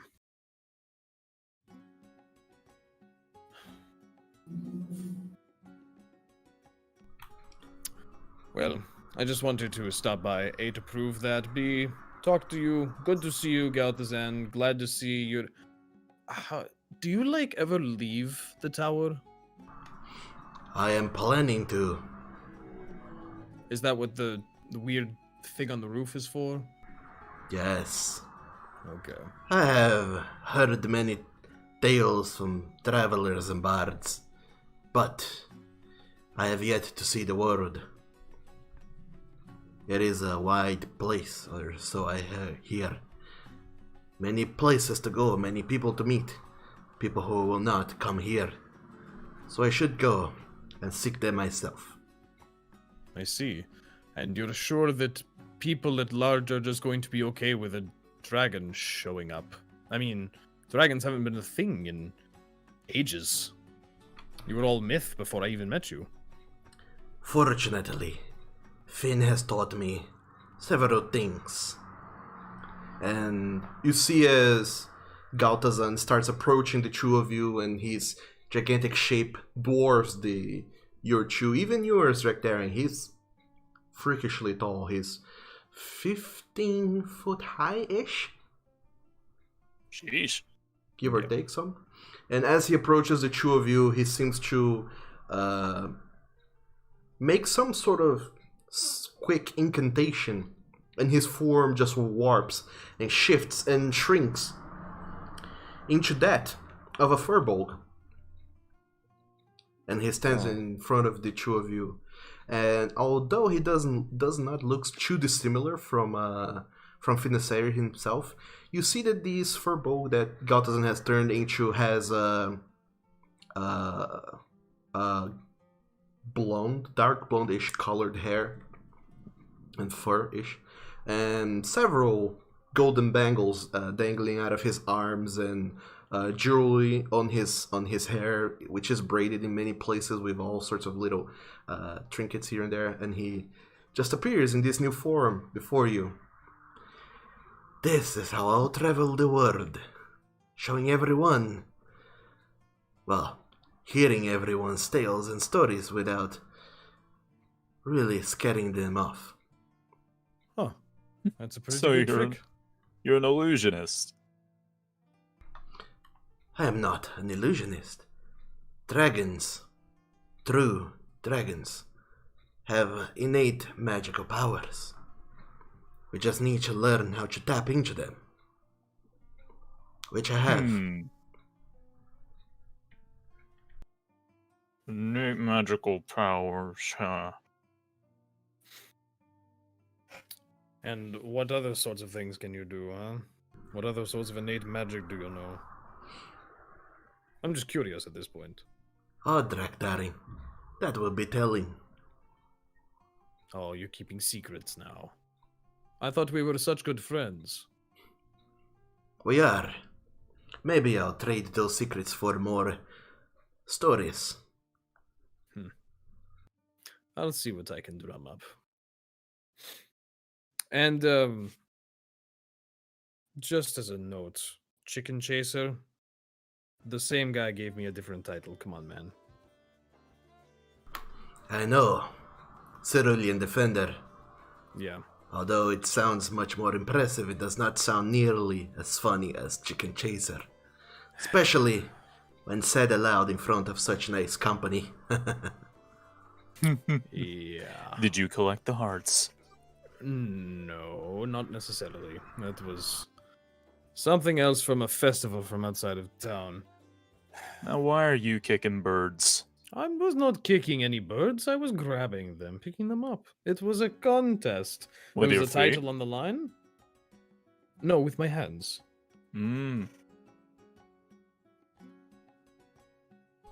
I wouldn't just pick up a chicken by the feet. Well, I picked up the chicken by the feet. I wouldn't pick up a chicken with the feet. Ah, what I meant. loopholes! Yes. So, yeah, it was a contest thing. I won. Because, I mean, really. And I ended up being named Chicken Chaser. And we ended up saving the guy. And he instead named me the Cerulean Defender, which is significantly more impressive. Though not technically an official title, because the guy is not actually a lord, he's just a showman. So... Huh. You look more like a lapis lazuli to me. Well, Drakdarin, go and acquire more titles and more accomplishments. And a horde of your own, like we discussed. And you, Falcon, was it? Oh yes, hello. It is always nice to meet new friends and travelers. Hopefully, you will have interesting stories to share as well. No, I've got one story. It was part of a party that I was with a long time ago. It was this warrior. He was really downtrodden, but he was an adventurous sort of folk. He was trying to avenge his dead brother, and everyone in the party was, speaking up for him. The ranger was like, "Well, in search of your dead brother, the man who killed your brother, you have my bow." And then, well, the wizard stepped forward and said, "And you have my staff." And of course, the bard stepped forward and said, "And you have my blade." And then lastly, the necromancer walked up and said, "And your dead brother." It was a good time. Oh, you should know, Falcon. Whenever you're talking about bringing back dead families, you need tea. T. T. You need tea. T. Tea, it attracts clerics. Because it's divinity. Oh, my lord. Okay, this conversation's dragging on. It was very nice to meet you. Same to you. Yes. Let's scale it back a little bit and go find our friends, shall we? And as the two of you carefully start stepping back towards the stairs as Galtazan just amuses himself with more and more jokes, you all just walk down, and as you make your way back into the basement, you find Ender and Stormclimb, who are there carrying armfuls of cotton and canvas. Well, actually, I wouldn't say it's Ander and Stormclimb carrying it, but Well, Yeah. Mostly just Andrew. yeah, no, Ender is what I mean carrying. is that we still have Damocles with us in horse form, so we're probably throwing it in the cart. Oh yeah, sure. Yeah, you do. Yeah, you can I do forgot that. that. Me too. Go figure. But We yeah, can carry anything. you for now. all. For now. What are we all- gonna do with the cart? Keep it. Mm, We gotta put it Alright. somewhere, because Damocles can't be in this horse form too long. We'll just keep it at the guild. We gotta park it somewhere the rate is not too high. Oh, I wonder what the day parking prices are in the city. Not downtown. Ugh. I'm sure we can hide it behind the guild, like everybody else seems to do. I mean, like, everybody always, we kind of hang behind the guild, and nobody ever seems to be there, so we could just leave it there, I guess. Eh, I bet they wouldn't have a problem with that. Speaking of the guild, we probably should make that our last stop, eh? I guess so. What did you have in mind? Well, we gotta give Anthony this little gem here, this little necklace of. Oh, I thought you meant, like, there was something else you wanted to do before the guild. Because you Oh, said it no, was the no. last thing. I mean, unless you have other things, I mean, we're just back. We're waiting for Finn now, and to do whatever it is he's doing with Dareg. Well, I just want to, get rid of that thing. So, and just head back to Anthony. So, yeah, I guess, hop in? Yeah. Oh, wait, you're a little bit too big, so I guess you'll have to hop on to... I'll just walk. It's Damocles. fine. Falcon, are you accompanying us? wondering- I mean, you're at your destination, so Well, What's I've the got plan? nowhere else to Hangouts? go for the time being until I need a bed, so I don't mind walking around with you. Perfect. fair. So all four of you make your way towards the guild? Yep. Okay. Yep. You do that. You walk towards the guild, which is relatively close by, and you're incredibly glad that you are back in a place where you can get your places within walking distance. And you find yourselves at the guild. Whereupon you, as soon as you enter the halls, it's not hard to find a place to park the cart. There's many carts already at the guild. Of course, all of them are owned by the guild itself, but they do have this space to just leave things there, so they don't mind if you just leave your cart there, and even for free, they will do that. Oh, that's right. Hey, Drac, you might want to carve some initials into our cart so we know which one, so that nobody gets mixed up. No, sure. Yeah, I'll go etch as best of a version as I can of our little Maverick symbol into it. Nice. As you do, Drakdaring, you find it odd that when you had it, I don't even know, smelted, I guess is the word, the ring, was it a ring? Yeah, it was a ring/belt. Yeah. The symbol that was carved, the mismatched Mavericks, is a draconic M. Well, two M's in draconic, and between them, joining them, is a draconic tree. And you find out as you're carving it in that you're no longer only tree. I'm going to embellish as best I can to, like, as I start doing the 3, I'm gonna stop and then be like, make it a 4, and then another M. For now. Okay. And I guess since we're going to be leaving that cart there for a little while, I'm going to change Damocles back into his flying sword form, so I'm going to waste my last level 2 spell slot to cast Fine Steed again. Waste, he says. Oh, you're right. It's not a waste because I'm actually doing something very useful. Yeah. Unlike cheating. So you change Damocles the War Horse with googly eyes back into Damocles the Flying Sword with googly eyes. Yep. And you hop onto it and you just ride the sword as it follows the party. And you're quite a sight to see. 2 dragonborns walking, a tiger folk with ornate clothes all over him, and a rat in a flying sword. Oh, right. I should probably be well, carrying you instead. So I guess I hop down and drag him along like Transistor. Which you do. And as soon as you walk into the guild, it does not take too long before the guy whose name I know, Vicivis, finds you, the little badger. He finds the four of you and he just says, "Hi there, mateys. You're back." Yes, we've returned. Is Anthony available? Not only is he available, but he was looking for you.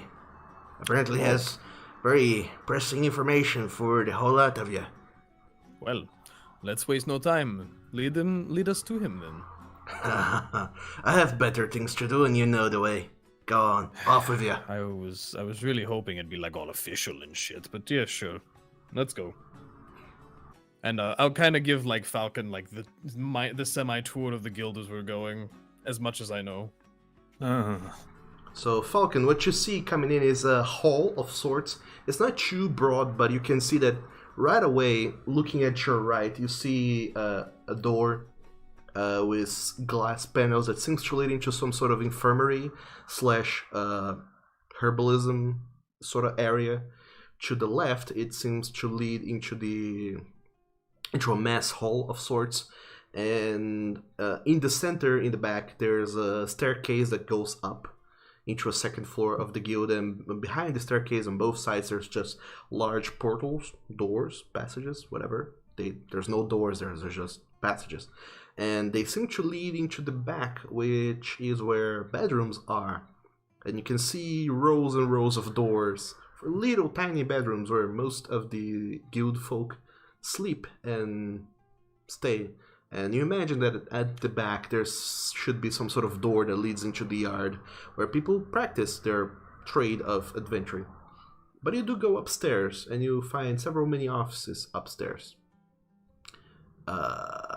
There was also, to one of the sides, I don't quite recall which one, a door that leads into a library. But we're not going to the library today, we're going to the second floor. To the first floor, where you go up the stairs and to the right, and you'll find an office. That you knock on the door, you hear the gruff voice coming from the inside of Anthony, just telling you to come in. And you do, open the doors, come in, and it's a very ornate office with several weapons displayed on the walls. Very regal looking furniture here and there, and to the side a gigantic window that overlooks the whole city of Redemption, or some portions of it.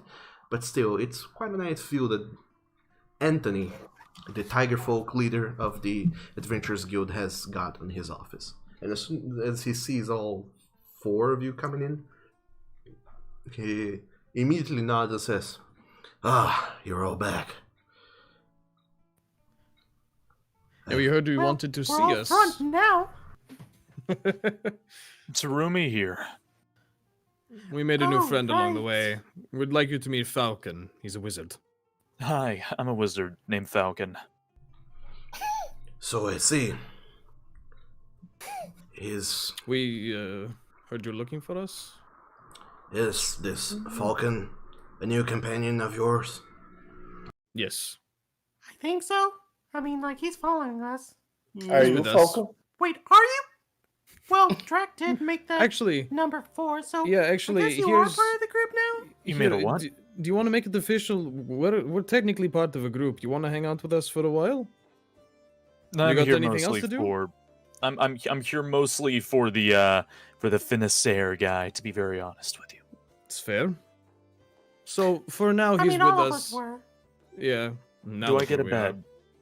If you're part of the guild, you get a bed. Do I get food? Sometimes. Sometimes. There's a tavern in town Passable. you can get food at. Here it's mostly like ration soup, like carrot soup. If you're into that sort of thing, then they have it a lot here. I do like carrot soup. Well, you'll fit I right mean, so in. long as I'm not bound here for the rest of my life. I don't think that's the agreement. I don't think that's part of it. I didn't read it. No death pact? Huh. Not as far as I know. It's more like a freelancer kind of thing. That poor halfling. Anyways, we could probably discuss this later since we're right in front of Anthony. Yeah. Yeah, do not worry, we're not like the magistrate. We do not take a sample of your blood and keep it for tracking purposes. We just need people brave enough to venture into dangerous places to make this realm safer.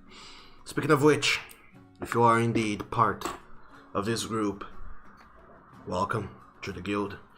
And it's a very timely addition, because I have a new job for you all.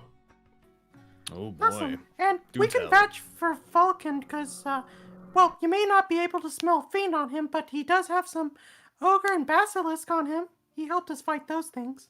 Oh, yeah, I have its eye right here. Well,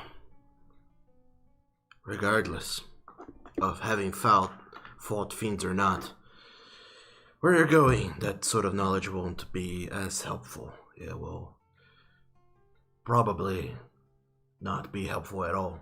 Where you're going, magic will aid you. Much more so than knowing how to deal with fiends and having divine protection.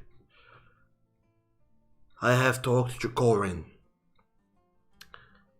quite extensively even. He believes, well, he knows for a fact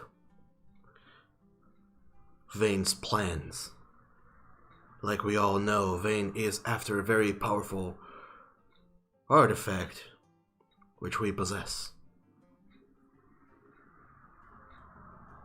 I believe you remember that. Very, very clearly. Furthermore, Vane is also seeking other powerful artifacts and weapons out there. Enchanting weapons is not quite as easy. Takes time and effort and specialized work, which he doesn't seem very keen of doing. He seems eager to take what has already been made by others. However, whoever has any sort of magical artifact in their possessions are keeping them very close by and well guarded. No, Vane is seeking to pilfer from other realms. We did not know this until Corin told us, but Vane knows how to get into the Feywild. And he did send a scouting party to find, well, some sort of weapon and other powerful magical artifacts and items or whatever. And that would not be good. We need I'm you. guessing you want us to stop him. Yeah. Well, I know for a fact Vane is not going with them. Vane likes to have others do his work for him. He did send a scouting party or so, says Corin, but he is not with them. Therefore, I will remain here to protect the city in case Vane ever shows up, like he has last time. And the four of you, I need you to go to the Feywild and intercept this group that he sent. Stop them. And get back whatever it is that they found over there.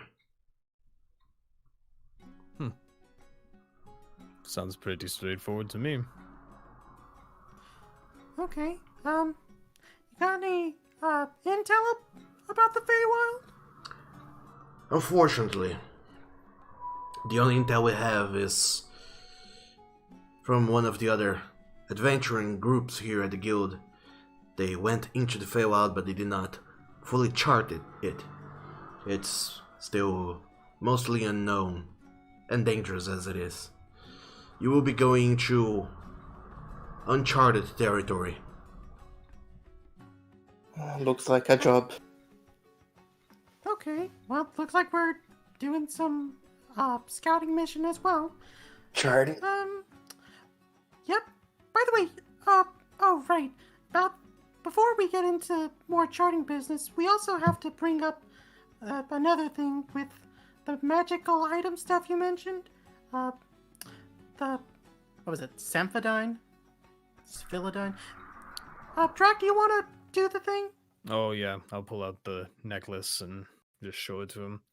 This little Nephilium, we found it. We killed a demon out near Henjamar. They keep coming into our world and making victims, taking their souls. We stopped such a thing from happening, I believe. We kind of interrupted a deal and fought and slaughtered it. So I'm happy that you did. Like I said before, we're still trying to find a way to disenchant the items you brought and make some viable way to send you over to the Hells to stop this problem at its source. But unfortunately, we're still trying to find a way to allow you to come back. Because like I said, going to the Hells is a one-way only. yeah, not a great vacation spot. Like But- at that bridge? Oh yeah. Yeah, I listened to your conversations, Drac, even though it wasn't very, interesting to listen to. Well, Galtazan's voice kind of carries. Yeah. No, So not Galthazan, what's? the shoemaker, Briner. Oh, the cobbler. Yeah. So what the hell is this about the bridge at the crossing? There's a portal there too. That would have been valuable to know. Anthony, he picks up the he picks up the Nephilium and examines it, and as he's examining it, he looks up at you. Well, like I said before, I do not feel comfortable letting adventurers know how to get into the Hells because, like I said, it's a one-way only travel. If you go, you won't come back. That would explain why that cobbler has never seen that group ever again, huh? Besides, it's not like people are gonna go jumping off bridges willy-nilly. About that. Huh. It turns out that is exactly what happened, apparently. Oh, you're talking about... We did send another group. Oh, that was your doing then? Okay. Yeah. Well, we don't inform the people around of what we are doing in case knowledge travels and people get ideas. Yeah, I just heard about it in a tavern there. I thought it was just some crazy people jumping off a bridge in a boat, but if it was one of the groups you sent, that lines up much more with the kind of crazy you seem to have floating around you. Hopefully, one of these days you will be able to do the same. Super excited about that concept. Alright, well, is there going to be some tight, cramped sarcophagus we're going to have to squeeze into to get to this one? Or is there an actual, door or portal that will be easier?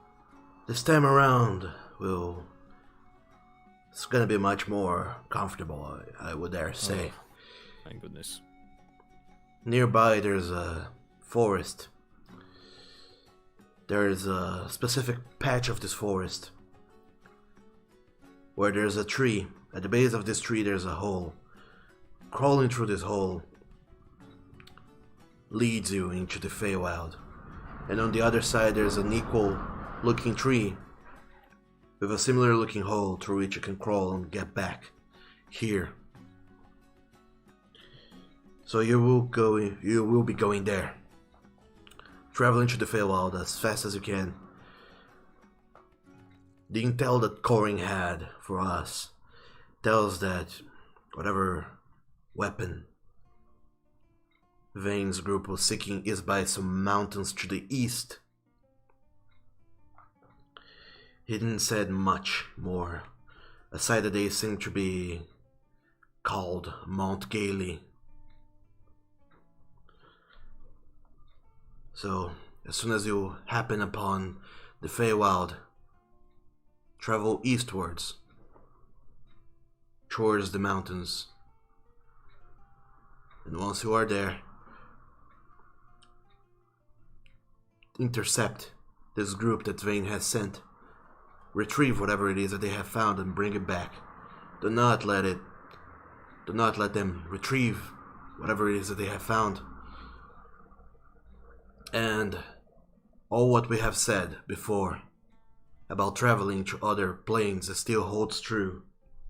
You do remember the rules, I believe. Yep. Got it. Yep. No worries. Kind? No mistakes this time. Do not spend more than a day at the other plane. Do not interact with extraplanar creatures. In the Shadowfell, they'll try and convince you to stay there. Feywild. As I was saying, in the Shadowfell, they will try and convince you to stay there, enjoying their troves of undead.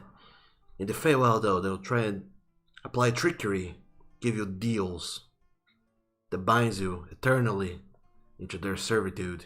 You do not want that to happen. Do not interact with extraplanar creatures. And do not use any magical devices you found on other planes, especially over there. If you find any magical things, bring them back here. We will identify them, and if we deem them safe for use, then we will return it to you. And this builds upon the second principle: do not trade with local extraplaners. Trading is another form of dealing, and you do not want to be beholden to any pact unknowingly. And the things you must do is bring supplies. Write down, keep a journal of everything that happens while over there. Venture with a group, don't ever split your group. Don't go anywhere alone. Not even for a minute. And keep track of the way back. It is easy to lose track of time and geography. Geography will be no problem. Yeah, by the way, do you happen to have any, like, tools you could provide us for better cartography? Like hold on 1 second, I'm trying to remember. Not a telescope.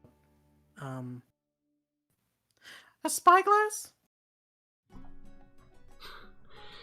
That's mighty expensive. We might have some, yes. Yeah, I figured you could just, like, loan it to us just for this mission. Make a persuasion check, Stormclimb. Quick question: Is my enhance ability still active? Because it's only active for 1 hour. I don't know. How Yeah, much it's time still part of the passes. same hour, yes. Nice. Lucky you. 19. Anthony seems inclined to help you with whatever tools you need. Well, not whatever, but most tools you need, because you are going into dangerous, uncharted territory. So yeah, he does provide you with what's it called? Spyglass. Spyglass. And also, he gives each one of you a potion of healing. Huh. Nice. Free right. stuff. I'm flattered. Yay. Oh, And he also pulls you along to a table where he unfurls a map that they already have of the Feywild and charted places that the other travelers explored. Sorry. Andrew throws a dart at it. We'll start there. Sorry, I was trying to update my inventory. It's alright. So, you see these... Sorry, it's all black, but it shan't be for long. There you go, you see a map of the Feywild. And you see right here in the middle, the Portal Tree Landing. That's where you will happen upon. Some areas have been charted by other traveling groups. The rest is a mystery. They have told you that the place we are seeking is eastwards, this so-called Mount Gailey. Could you point could you like put a finger on it, Anthony? Like on this map, where it would probably be? From reports we have from Corey and the other travelers, we would guess it's around this region here. Okay. Well, Okay. that gives us some idea. Yeah. Hopefully we'll have better maps when we come back. Let's see. Oh, yeah. Was there any other? Let's see. Was there anything else that the team managed to, make a record of to warn future adventurers? Unfortunately, no. As it happens, the people in that party who went over there, they failed to adhere to one of the rules of keeping a journal with all happenstances. And as is an effect of traveling to the Feywild, they lost their memories on the way back. Oh, Oh, is That's that just a concerning. common effect? It is, yes. It doesn't seem to affect some people, and some people are able to resist it, but whoever in their group was keeping track of places didn't write any of it down and forgot all about it upon returning. I see. Is there anything we can do to try and prevent this memory loss? Unfortunately, I do not. Okay. Well, we don't really have the goal to try and do anything either, so... Yeah. Oh, right, one Can- more... Yander? I am supposed to be able to get measure distances and get approximation for that. Am I able to tell how far it is from the portal? The Yes. place Anthony pointed. If you hold down Control and click and drag on this map, you should be able to measure. That's way more literal than I actually had in mind. Oh, okay. It's more like I wanted to prepare. It's like, oh, it's gonna take 5 hours to reach there. It's gonna take 8 hours to reach that point. Or does he even know how far away it is? He Yeah, pointed on the map. they do not have that big of an idea, but they assume it's within walking distance. Well, walking distance in a day. The tool does get the answer in hours, Yes, like 6 hours. Oh my god. because traveling in the Feywild is weird. Huh. Oh, right. One other thing I want to know is, when are we supposed to, like, leave for this portal? Like, is it time sensitive, like how it was with Shadowfell? Like I said, do not spend over a day over in that plane, but regarding when you leave from here, no, the portal to the Feywild remains open. And you can travel back and forth as much as you can endure. But we would not advise you to stay over there for too long.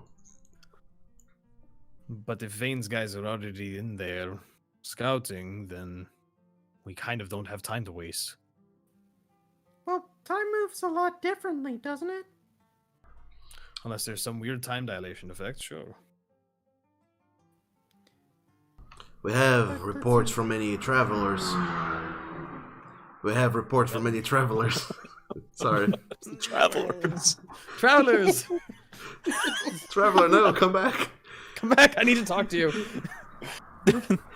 According to reports from travelers, there has been many time displacement effects observed from people who go and then come back within more than a day from having left. Hence why we advise you not to stay over there for too long. Yeah, because I was just trying to figure out if we actually had time for us to try and prepare our spells and magics, just in case. Also, like, I kind of tapped out a couple of my magics already. Well, it's evening-ish, I would guess, right now. Because I used up all my level 2 spells. Yeah. Wise, isn't it? So it's about Excuse me. about 3-4 in the afternoon right now. Oh boy. And to get over to the portal, it takes about an hour. So yeah, you can go immediately if you would like, or you can take a while and prepare. You don't know what effects that'll have. How? We- Oh, okay. We probably don't want to go in unprepared. We know that. So maybe we take a rest and then get right to it? Yeah, like, how long of a rest? Like, do you think we can get in, like, a big sleep? I mean, if you're tapped on magic, we need a full night's rest for you to get that back. That, and also for Falcon, because, like, I'm pretty sure that he'd want to make sure he has the right spells when going into another world that apparently can mess with your head. Yeah, I'm ready. You're very comfortable. Adventure. No, I Adventure. definitely think we need to take a rest. We'll get our bearings, recuperate ourselves this evening, get weapons sharpened, whatever the hell we need to do. And then, I don't know, I mean, we could go to bed at like 5 and then wake up in the middle of the night and go. And we don't have to wait until tomorrow morning if we don't want to. Oh, yeah, that makes sense. Agreed. So, yep. How do you feel about that, Falcon? You interested in going to the Feywild? Well, if it's to get the thing for wizard boy with a dragon in his attic, then I don't really have a choice. Well, you know, he's probably going to take quite a while to get caught up with Derek, so... Hey, why not come along? Yeah, a little bit of adventure never killed anyone. Maybe it'll wake you up. No, besides that halfling and that dwarf. Yeah, but unlike that dwarf, we will be prepared. Yep. By the way, Anthony, how's the weather over there? Like, is it very humid or hot? You know? If I were to say, it's whimsical. It's an Okay. interesting way to That's a describe weather. That is a weather. Yeah. Whereupon the Shadowfell was a plane of negative energy and bleakness. The Feywild is a plane of positive energy and wilderness. Life is just so more vibrant over there. Everything's Well, alive. I really do have to pull teeth with you when it comes to getting a straight answer about temperature, huh? Okay, I guess we'll just wing it from there. If I had so, accurate descriptions to give you, I would hardly do so, but alas, the Feywild is a random mystery. It seems to have a life of its own, and it's impossible to predict. Okay, I understand. Well, did you guys have any other questions about the Feywild or the mission, guys? No, I think we just need to go rest and get ready for tomorrow. Mm-hmm. Whatever tomorrow is. So, just later on tonight. Yeah. Alright. Let's quickly take stock of how many potions of healing we have. What? So I mean, do we? Yeah. So Anthony dismisses you guys after some deliberation on what things you might need to get prepared, and instead of going straight to bed, you guys go to take one last round of shopping around town to make sure you get everything you need, including spell components for spells, as you prepare yourself to go into the Feywild as soon as you wake up. And by the way, as you all return to the Redemption after a while of adventuring and such, all of you level up. Oh snap! Really? Level 6. Yeah, Dun, yeah, dun, yeah. dun, dun, dun, dun, dun, dun. So you're all level 6. So Oh god, is there a level up system inside of Foundry? oh man, it's totally not like in roll 20. I was gonna say. which is why we're doing this at the end of the session. So I will help you guys through leveling up because it's something that needs help. Cool. I'll help you guys through leveling up in Foundry, and we will get next session. We will get through shopping and a little montage of you guys realize you'll know this or that spells, therefore you decide to shop for this or that. So I'm not going to go into too much depth into what you're buying unless you guys want to, but we'll say that happened. And before you guys lay down for the evening at the guild to have a rest and prepare for tomorrow, is there anything you guys want to say or do? I think my only other order of business is making sure Corin gets on a boat and gets the hell out of here. Unless that already happened. Apparently happened while you were away. Good to know. Oh, So the answer's no. Or so they say, at least. Yeah, well, Oh my god. he's probably dead in an alley somewhere. Thing to do. Oh, right, Thing I'm- to do. I wanted to withdraw some money from the team, from the bag of holding, and I just want to withdraw about 43 pieces of silver. That's what it's there for. All right. I want to get some gold, not go empty-handed, because I forget I have to spend gold, so Money? I'm taking 5 gold pieces. Hey, Dre, can you do the math for me on the bag of holding? I already added my money, but this is you're So the you better took math 43? guy than I am. Yes, I took 43. Oh, right. Never mind. That's so obvious. It's 410. Yep. And Ender took 5 gold. Yeah, I'm Yep. taking silver. I'd better have some silver. Gonna take 10 silver. Okay. Thanks. I don't think I need anything, so. So Good Drakdaring on healing, then. just goes straight to bed. Yeah, I'm either gonna go practice a bit and go right to bed, or just. Alright. I got nothing else I need. Yeah. Let's see. Did anybody else need to do anything? Because I probably had something in mind. I cast Prestidigitation. To what end? To flavor Stormcline's rapier to a lemon taste for 1 hour. Wow, really? I forgot that that's a thing Prestidigitation can do. I'll give it a Wow. nice lick. That's a thing. It tastes like lemon. Wow. Huh.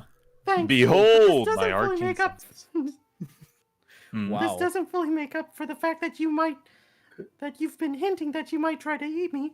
And just in case you are thinking of that, I hope you're ready to play Russian roulette. And I make sure to cock my gun at him just so that he gets the understanding of if he actually does try to eat me.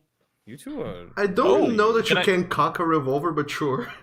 Yeah. It's more like I wave it menacingly. I was gonna say, Hey, the act can I- of doing that might actually shoot the gun, so. It's Careful. more like I wave it around menacingly. Wave Hey, can yourself I s- around menacingly. Sure. Can I see that little thing of yours? That little gun. I mean, it is attached to him. It's attached to him? It's on a harness strapped to his body. Yeah. Oh, he has not seen the picture. Oh, He's not seen Ratgun. No, I have not yeah, seen we gotta Ratgun. show him Oh, I Ratgun. have no idea how the spell would work then. Uh-oh. Are you thinking of... You do not want to What, cast were- weird spells Were you on trying it. to make the? Were you trying to make the gun taste like blueberries? Oh no. I'm just imagining him using catapult. I It imagine just has hate to metal be- for some reason. An object in my hand, huh? If it's an object in my hand, if it's attached to something tiny, does that count as being in my hand? Wait, it says. Wait, come again? If something if an object is attached to a small creature that is in my hand, does that count as the object being in my hand? Depends on the specifics of the spell. Normally, spells declare that things cannot be held by other creatures. If it is being worn or held by another creature, normally the spell does not work. Oh, okay. All right, so it's very, very specific. All right. Or they get it, or they get to do some sort of saving throw. There it is, Ratgun. No, I have not seen Ratgun. It's on the Discord. It's in the Discord. Oh, it's literally it's literally. How do you cock the thing with your tail? How do you not explode upon firing? Oh right, I guess I never really showed him my Eidolon. Oh yeah, there's a whole nother level to this. Yeah, I guess I was just super subtle when we were fighting the ogres, and I guess like instead of like showing off my Eidolon, I just was like stabbing at arteries and like injecting my divine smite into the blood veins so that it would cause simultaneous heart attacks and brain hemorrhages or whatever. So he's got like little cabling systems, basically, is the idea that allows him to pull the hammer back and rotate the barrel or rotate the drum. No, the so we'd idea. have to like strap off the thing and take it off. Yeah, And... it'd be a whole process. Oh, that's too annoying. Never mind. I mean, I probably just have to flip over onto your hand in order for it to work. But you'd still be wearing it. Yeah, you'd still technically be Which- wearing it. Goes against a lot of spells. That's so. true. Okay, let's see. I think there is something I wanted to do before we sleep, but I think we're out of time now. I'm fixing on the long rest. I'm fixing Drex's bedroll, Yeah, on the long rest you are doing that. I mean, but not before. depending on what you want to do, you still have like 5-10 minutes. What does Stormclimb want to do? I think Stormclimb has been making a lot of progress with you guys, and I think like he's coming to a sort of like epiphany about himself and like with everything that's happened in the past couple of weeks. And so what I was thinking was that he would go back to the slums where he usually slept with all the rats and just like just think about everything and just kind of like talk with Damocles through what he was thinking. But like I'm not sure how much time that would if we could like do that in like the span of 5 minutes. Probably. Yeah, I mean like it's just a quick dialogue, so I guess I could just do that real quick. Sure. So, yeah, what happens is that Stormclimb goes back, and before he has his rest, he just thinks about everything that happened, and the thing is that he thinks about how he helped Drag find his brother, and the things that Dragdarin said about how, like, Stormclimb seemed to care more about the monsters than the quote-unquote innocent man that got killed in battle, the dwarf. And so he says to Damocles, "Hey, Damocles, I've been thinking, this isn't something you have to, like, talk back to me on. It's just something that I've been thinking about. It's just, You know, when I talked to Drag and found out that, like, the way that he was always in pain, and then I found out he had a brother, and then it was just so sad how they reunited. But you know, it kind of made me think. It kind of made me think about the Palantir way, you know? It's like, being a Palantir, it's all about compassion, empathy, and unity with diversity. And that's kind of what the Mismatched Mavericks kind of are. And maybe it's time I stop pretending to be a Palantir and actually act like one. Because in actuality,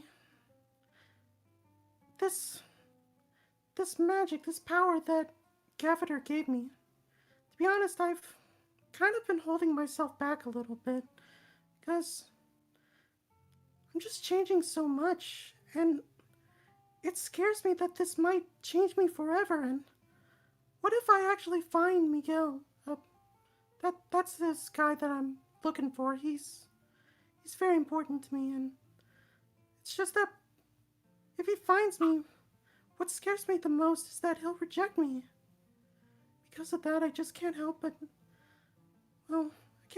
hate this power, this thing I can summon. And I summon the humanoid figure, that spirit that I usually summon to help me do my attacks. And I continue on saying, and yeah, I just really need to. I gotta stop doing that. I'm never going to find Miguel if I keep on trying to pretend to be a Palantir and just stop trying to use my magic powers unless I really needed to. And like, being with the group, it helped me loosen up a little bit more about that stuff. And I really need to see that this seed of power that Gavatar gave me it's not hers anymore now that I think about it. She doesn't talk to me at all. It's more like this power is now mine, and I have to try and accept that. And so, what's the point of following those rules that she gave me anymore? Maybe it's better that I start doing things my own way, just actually try to be more honest about myself. And I can't be selfish anymore and just think about my happy ending of just getting home with Miguel and just going back to how I used to be before I was awakened. What's most important is that I get Miguel home first. Because it's not about my happiness anymore. And I need to make sure to protect my friends before, the world might end. To be honest, I didn't even really care about that. It could have burned for all I care, but I really care about them now. So, even if I get stuck in this world forever, yeah, I'll be fine. As long as Miguel is safe, it's fine. I really think it's time that I tell everybody the truth. And then I look up to my idol and I say to it, and I say, I think I know what your name finally is. What you'll finally be called. And yeah, that's pretty much it.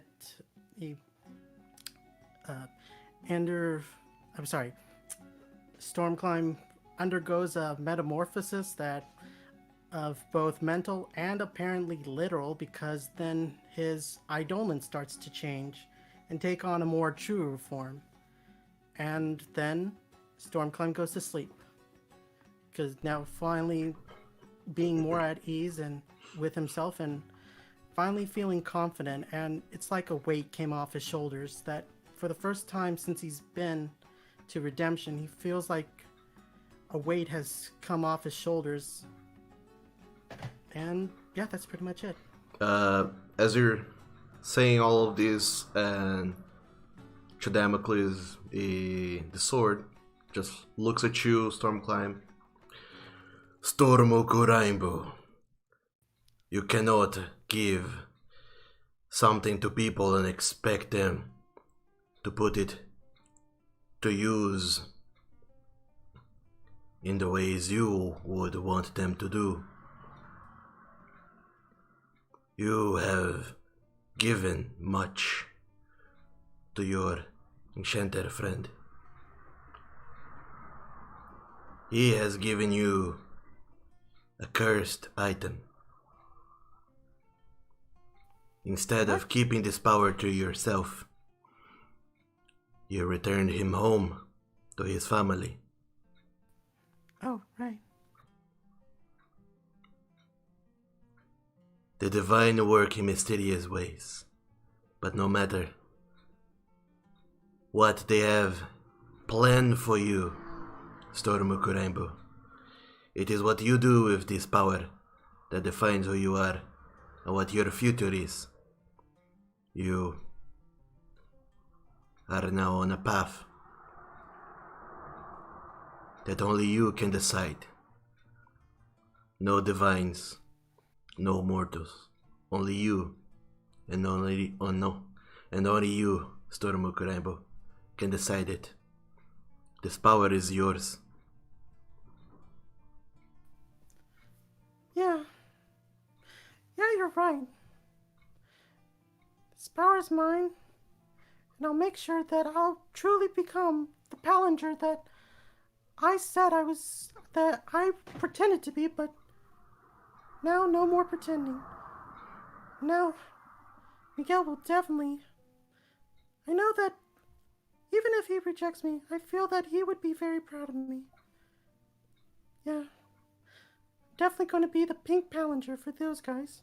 I guess for us, for myself, I could just be the weaponized maverick. Yeah, thanks Damocles for helping me out. Everything will be alright, Stormoku Rainbow. Once you take upon the mantle of the Pinky Ranger. Yep. For real this time, everything will work out. Just you wait and see. Yeah, I'll be their pal against danger. And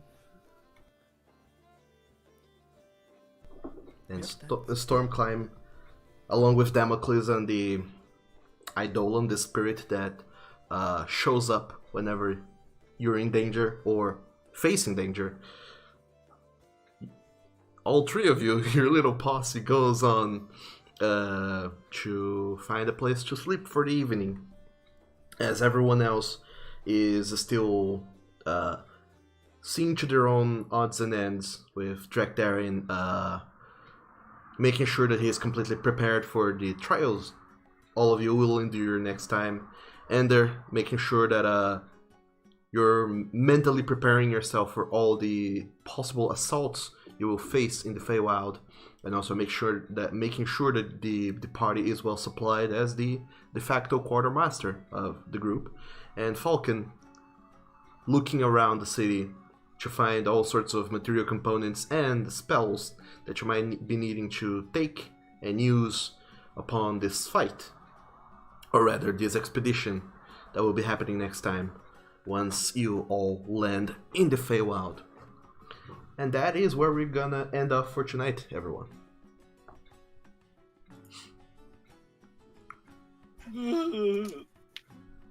With all of you having reached level 6, so I will be helping you guys further along with the skills that you need, but you do not get new spells, either of you, Falcon or Stormclimb, but you do get more spell slots, which is always good. And the remainder of you will get some cool, neat little skills, which hopefully will be very helpful in the next session as you journey into the Feywild. And for the people still watching on Twitter, this is what we're talking about. This is On Twitter. Twitch. I meant to say. Rat Gun! This is Rat Gun. Rat Gun. He's so cute, I can't handle it. Deadly yet adorable. right? It's a tricky little marvel, but there you have it. So once again, thank you guys over at Twitch so very much for sticking around and watching our group play some D&D. Last week we didn't have D&D, and I'm sure so many of you shed thousands liters of tears, but don't worry, we're back, and I hope I didn't miss us too much, just enough. In any case, do go and check out the wiki and the YouTubes in case you guys want to have more D&D in your life. At the links I'll be posting up in the comments, which I do read throughout the throughout the stream. I just don't answer because there's a whole lot going on. But don't worry, I am listening and hearing to you and reading what you guys say. So thank you guys so very much for sticking around for so long during this game. Hope you had an amazing time watching D&D. If you did, make sure to check those links I just posted in and come back at the scheduled times for more D&D. And other than that, have an amazing evening, everyone. Good night, Twitch people. Bye-bye.